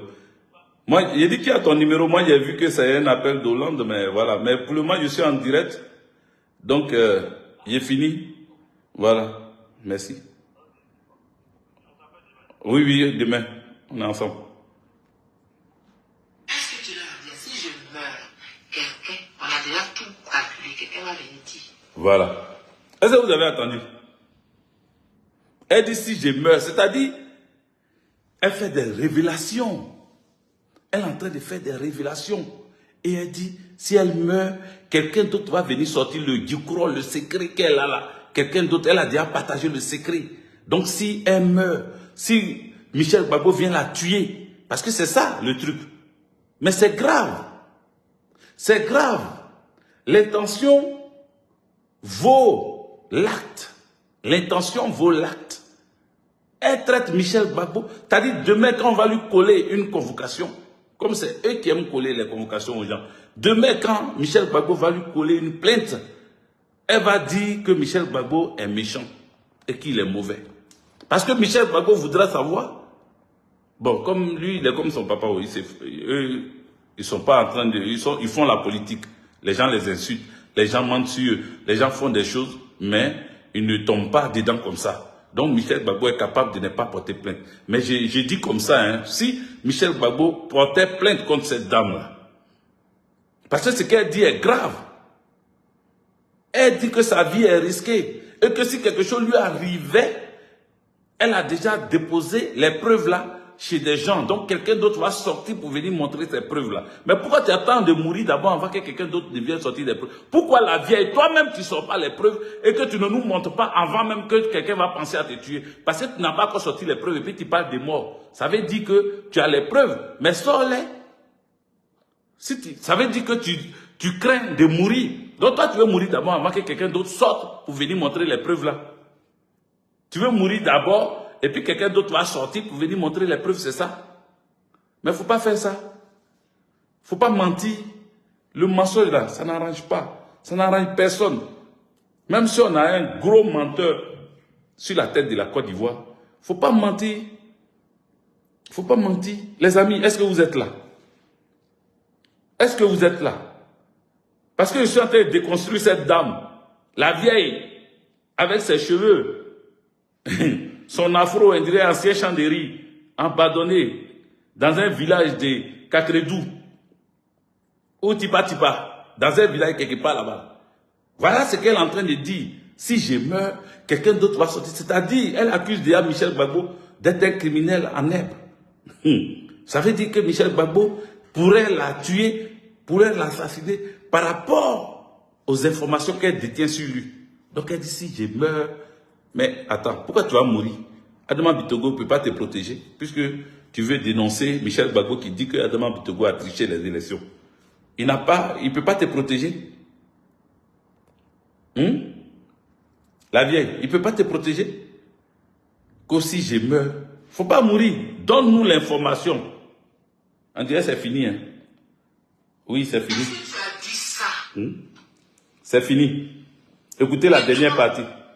Tu as donné l'élection à Adama Bitogo. Est-ce que tu as dit ça? Voilà. On veut salir le président Laurent Gbagbo et salir sa descendance. On veut salir le président Laurent Gbagbo. On veut salir le président Laurent Gbagbo et salir sa descendance. Je veux dire à la vieille, la mamie Ouattara avec ses cheveux, on dirait ancien champ de riz. La vieille, Michel Gbagbo n'est ni de près ni de loin un corrompu. Son papa a eu l'argent. Il a eu l'argent de la sueur de son front, l'argent de son travail mérité. Jamais il n'a volé de l'argent. Il était chef d'État, président de la République de Côte d'Ivoire, pendant une dizaine d'années. Jamais le président Laurent Gbagbo n'a vidé les caisses de l'État. Jamais on ne reprochera au président Laurent Gbagbo d'être celui-là qui a des comptes en Suisse. Jamais on reprochera au président Laurent Gbagbo et ses enfants d'être des corrompus. Jamais. Jamais. Jamais. Jamais. Donc la vieille, le mensonge sur une quelconque corruption, le mensonge sur le fait que le fils du président Laurent Gbagbo serait dans un complot, serait dans quelque chose qu'on appelle la corruption à outrance, est une fausse affaire. Tu mens sur Michel Gbagbo, tu veux te faire remarquer encore. Tu veux encore que des personnes regardent ton livre. Tu veux encore qu'on ait des sentiments pour toi. Si je meurs, quelqu'un va faire sortir. Ça, tu touches, c'est-à-dire, comment on appelle ça? On dit quoi? Comment ils appellent ça même? Il y a un mot, il y a un terme pour ça. On dit, elle fait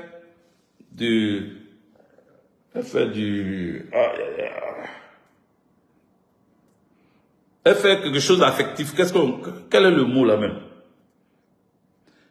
Qui peut me prêter? Elle fait quoi? Quelque chose d'affectif. Pourquoi oh putain, j'ai un trou, les amis. Mais elle fait, c'est-à-dire, elle touche le côté sentimental des gens. Si je meurs, quelqu'un d'autre va sortir quelqu'un d'autre va sortir comment on appelle? Va sortir les informations, les preuves là. Quelqu'un d'autre va sortir pour dire ça au monde entier. Si je meurs. Hein? Non, ce n'est pas une crise affective. Oui, elle agit sur la sensibilité, mais il y a un mot. Il y a un mot.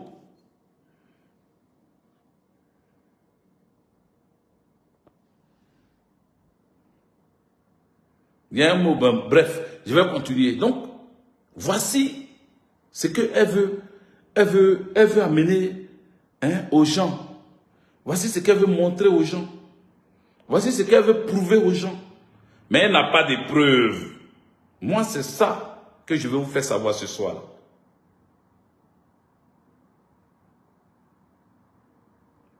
Un chantage affectif, est-ce que c'est ça? C'est pas ça. Elle se joue les victimes, elle se victimise. Oui, ça, c'est tout ça. Bref, allons-y. Je vais vous dire. Vous voyez, voilà ce qu'elle veut faire. Elle veut faire passer le fils du président Laurent Gbagbo comme étant celui-là qui n'est pas digne du nom de son père. Elle veut faire passer Michel Gbagbo comme étant celui-là qui a perdu les élections, pas parce qu'il y a eu tricherie, mais parce que lui-même l'a voulu. Vous voyez comment c'est grossier et c'est grotesque. Vous voyez comment l'on veut salir le président, l'image du président Laurent Gbagbo, parce qu'en s'attaquant à son fils aîné, qui est député de la nation de Côte d'Ivoire aujourd'hui, en s'attaquant à lui, qui a été candidat aux élections municipales, en s'attaquant à lui, c'est salir l'image du président Laurent Gbagbo, qui nous a toujours dit que lui, il veut laisser à ses enfants son nom. Son nom. Et il sait que ses enfants, aujourd'hui, ont emprunté un bon chemin. Le chemin de la justice, le chemin de la vérité, le chemin de la dignité. Donc, ne vous laissez pas avoir, vous qui écoutez cette dame-là, ne vous laissez pas prendre dans le piège quand elle vient vous dire « Je le connais, je suis une sachante, je connais beaucoup de choses, je sais beaucoup de choses, j'ai des informations, j'ai même des preuves. Si quelque chose m'arrive, voici, ce sont eux. » Mais moi, je lui dis encore une fois, si elle a des preuves, au lieu de passer son temps à bavarder, à diffamer, à mentir sur le président Laurent Gbagbo et son fils, l'heure est venue que vous, ses abonnés, vous lui demandez-lui de vous envoyer ces preuves-là, pour vous conforter dans votre position contre le président Laurent Gbagbo. Parce que cette dame a créé des troubles autour de Simone et Yves Gbagbo. Cette dame a créé la zizanie chez Blé Goudé, où elle est là, le neveu de l'oncle. Elle est une femme à poisse. La poisse l'accompagne partout où elle se trouve, où elle rentre. La poisse l'accompagne. Donc, elle peut beau rencontrer des choses, du mensonge sur Michel Gbagbo, mais ça ne va pas ternir l'image de Michel Gbagbo à Yopougon.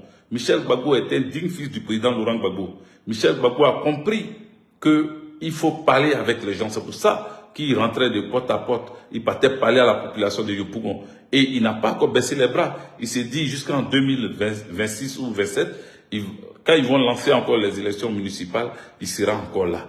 Et il va encore battre sa campagne. Parce qu'il a le temps devant lui. Et le temps étant un autre nom de Dieu, le temps va lui donner raison. Mais jamais on dira de Laurent Gbagbo ou même de ses enfants qui sont corruptibles parce qu'ils ont leur papa a dirigé le pays et tu n'as jamais entendu depuis toi-même tu étais là. Pourquoi tu viens parler d'avoir vendu Yopougon à Bitogo? Pourquoi tu ne dis pas qu'on était au pouvoir, quand le président Laurent Gbagbo était au pouvoir, son fils Michel Gbagbo là, voici les informations que j'ai sur lui, voici les choses. Parce que quand tu es corrompu, quand tu es corrompu il y a longtemps, là, ça est dans ton ADN, ça est dans ton sang.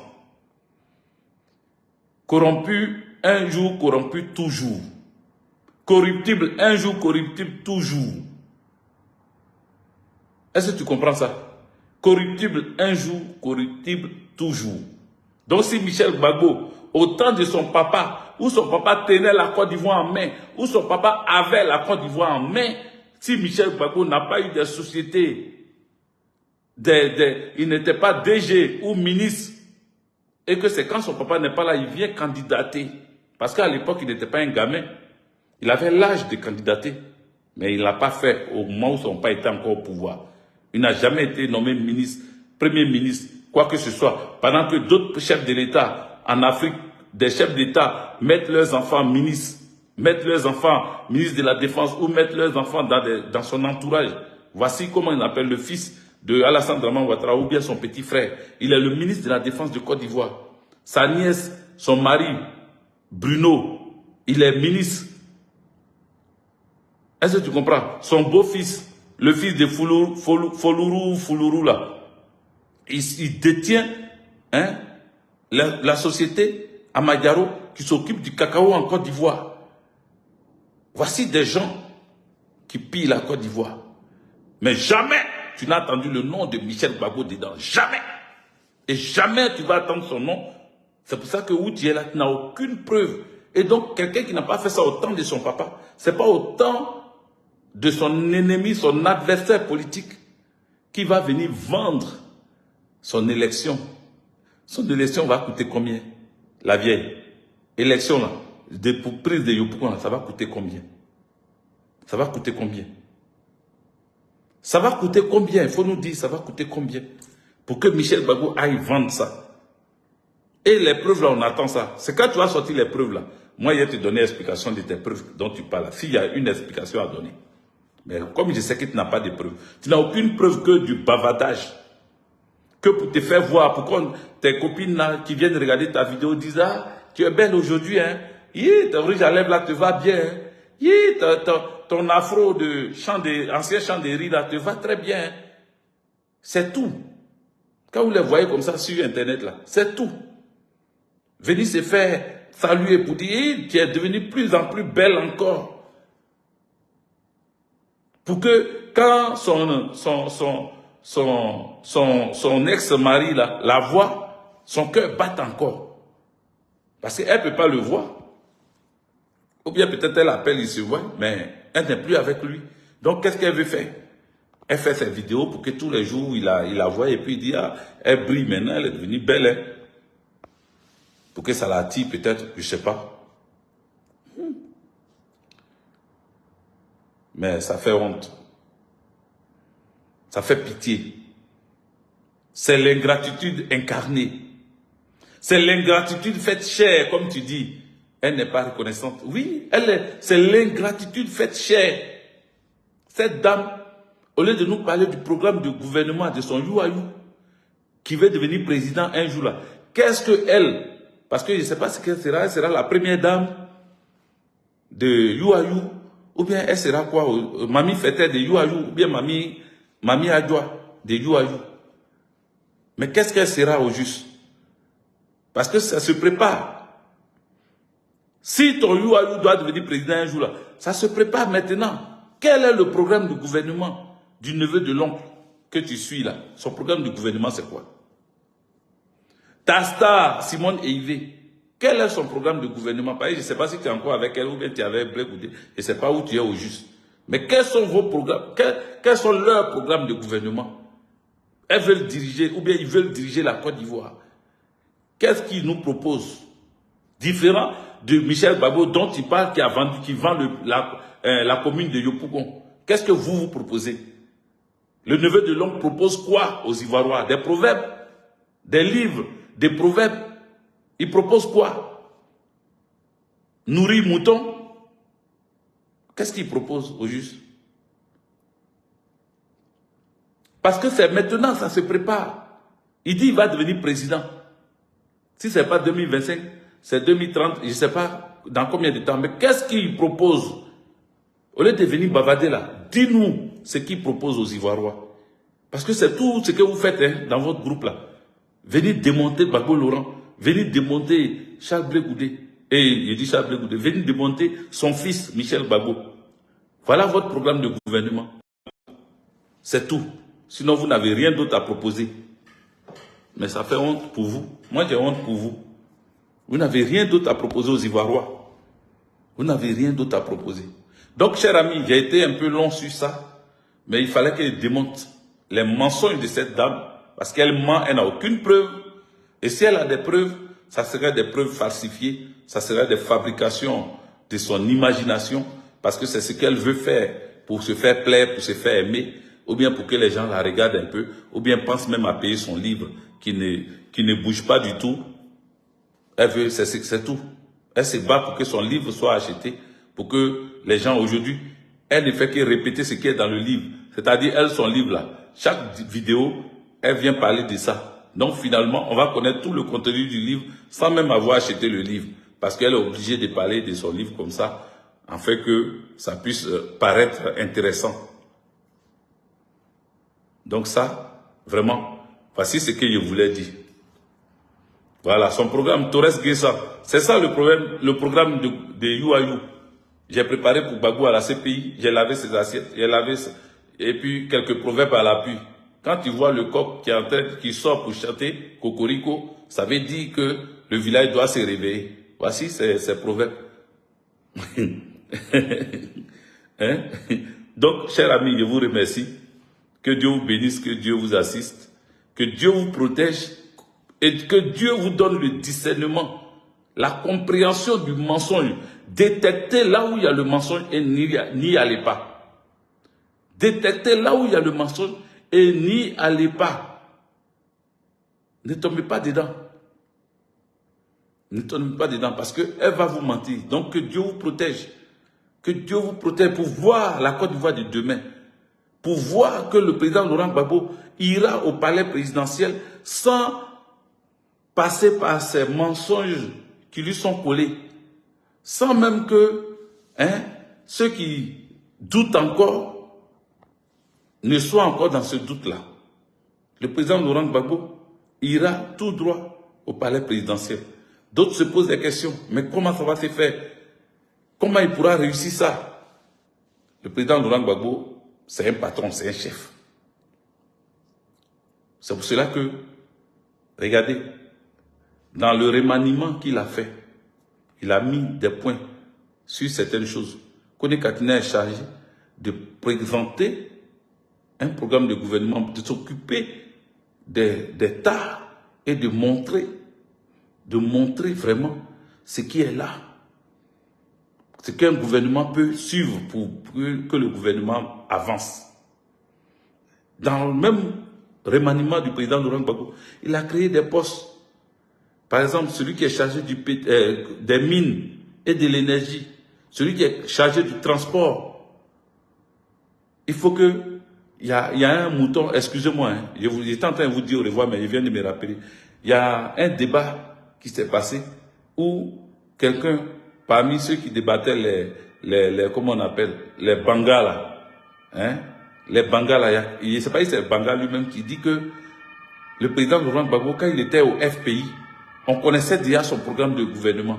Il disait ce qu'il veut faire pour la jeunesse, ce qu'il veut faire pour ceci ou cela. Mais aujourd'hui, depuis le PPACI, on ne voit pas, il ne propose rien. Mais mon frère, il faut aller regarder comment le président Laurent Gbagbo a départagé son équipe. Si le gouvernement, parce que quand il disait ça avant, là, le gouvernement voyait ce qu'il disait. Mais quand il nomme des gens à des postes, et il leur dit, toi qui es chargé du transport, ça veut dire que le gars qui est chargé du transport, techniquement, il va étudier comment faire pour que les transports soient moins chers. Comment faire pour que les transports puissent servir aux Ivoiriens et aux Ivoiriennes. Dans quelle possibilité on peut créer des routes, les transports pour pouvoir faire passer la population abidjanaise ou même les populations rurales sur la Côte d'Ivoire et sur Abidjan. Il met des gens techniquement qui réfléchissent. Il met des gens qui réfléchissent techniquement. Sur la santé, il a nommé. Donc, si le gouvernement est malin, là, ils n'ont qu'à écouter, ils n'ont qu'à appeler ces gens à travailler avec eux. Leur demander, bon, toi, Gbagbo Laurent t'a choisi, tu es dans l'opposition, tu es chargé de la santé. Le ministre de la Santé appelle celui que Gbagbo Laurent a choisi comme responsable de la santé dans son groupe, et puis il dit, viens me faire des propositions pour faire avancer toujours la Côte d'Ivoire, même si votre mentor n'est pas au pouvoir. Voici le travail qu'il faut faire. Mais comme on a affaire à des gens incultes qui ne veulent rien apporter à la Côte d'Ivoire, mais qui veulent nous endetter jusqu'au cou, c'est pour cela qu'ils verront les nominations du président Laurent Gbagbo et ils feront vraiment. Ils ne vont pas s'occuper. Ils ne vont pas aller prendre les expertises de ces gens qui savent que le président Laurent Gbagbo a nommé.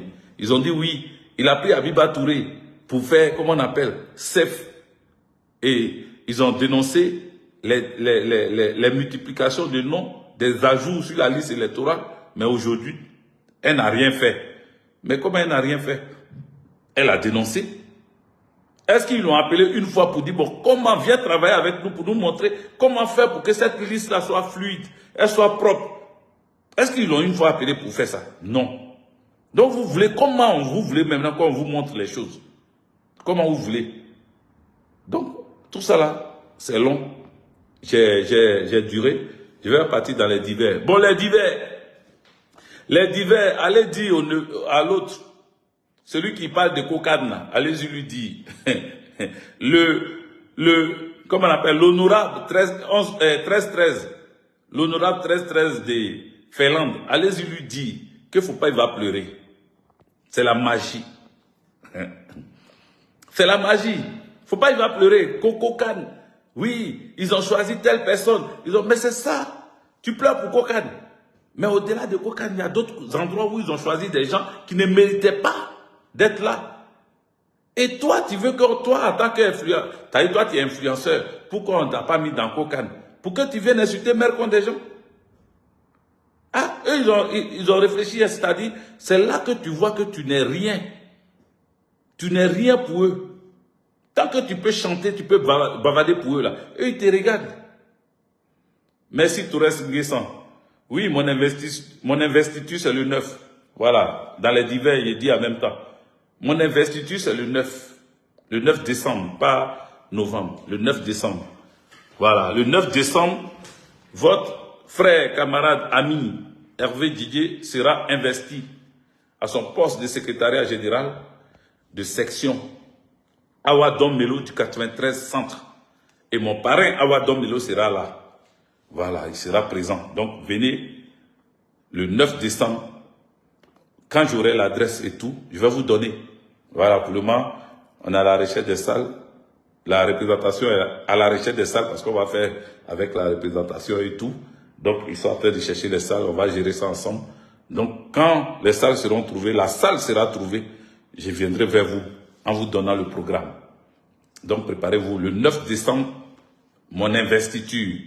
Voilà, il faut que vous veniez, il faut que vous soyez, vous êtes tous invités, voilà. Mais avant ça, il y a le 4 novembre, c'est pas le 9 décembre, le 9 décembre c'est mon investiture, mais le 4 novembre, tout près de la Famedi là, il y a Élise Nyaloko Tchétché, la grande dame du Logibwa, qui va être là, investie, le samedi là. Donc on vous attend. Mais j'étais en train de terminer sur le 13-13. Voilà. Le 13-13 qui a la chose là-bas. Merci Bakounadi, Michel Koulibaly. Merci. Là, tout près là. Le 13-13, l'honorable 13-13, qui pleure Michel pour le fait qu'on ne l'a pas choisi lui, pour aller faire Coco-Can. Ils disent on choisit une étrangère. Ils ont choisi une étrangère et que eux ils sont les influenceurs, ils sont là. Mais non, petit. Ils t'ont montré que tu n'es rien et que ton polo orange blanc là, ils ne veulent pas voir ça pour venir insulter les gens. Ils ne veulent pas. T'as dit tu t'es démarqué par ton aura, par ta manière d'insulter les gens. Tu t'es démarqué par ton verbe, toujours insulter les gens, toujours parler mal, toujours insulter. Comment un insulteur public peut être une référence dans un état normal? Même si on a pris des cuisiniers pour être ministre en Côte d'Ivoire, mais eux aussi veulent te montrer qu'ils réfléchissent un peu, même s'ils ne comprennent rien, mais ils ne peuvent pas te prendre. Non, ils peuvent prendre tout le monde sauf toi. Parce que toi, tu es un danger pour eux, tu ne les arranges pas. Ils ne te le disent pas, mais en ne te prenant pas, ils viennent de te montrer que tu n'es rien pour eux. Tu n'es rien pour eux. C'est ça qu'ils viennent de te montrer.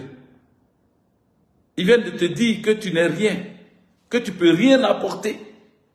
Tu ne peux rien pour eux. Et ils n'ont pas besoin de toi. C'est toi qui souffres. C'est toi qui pleures.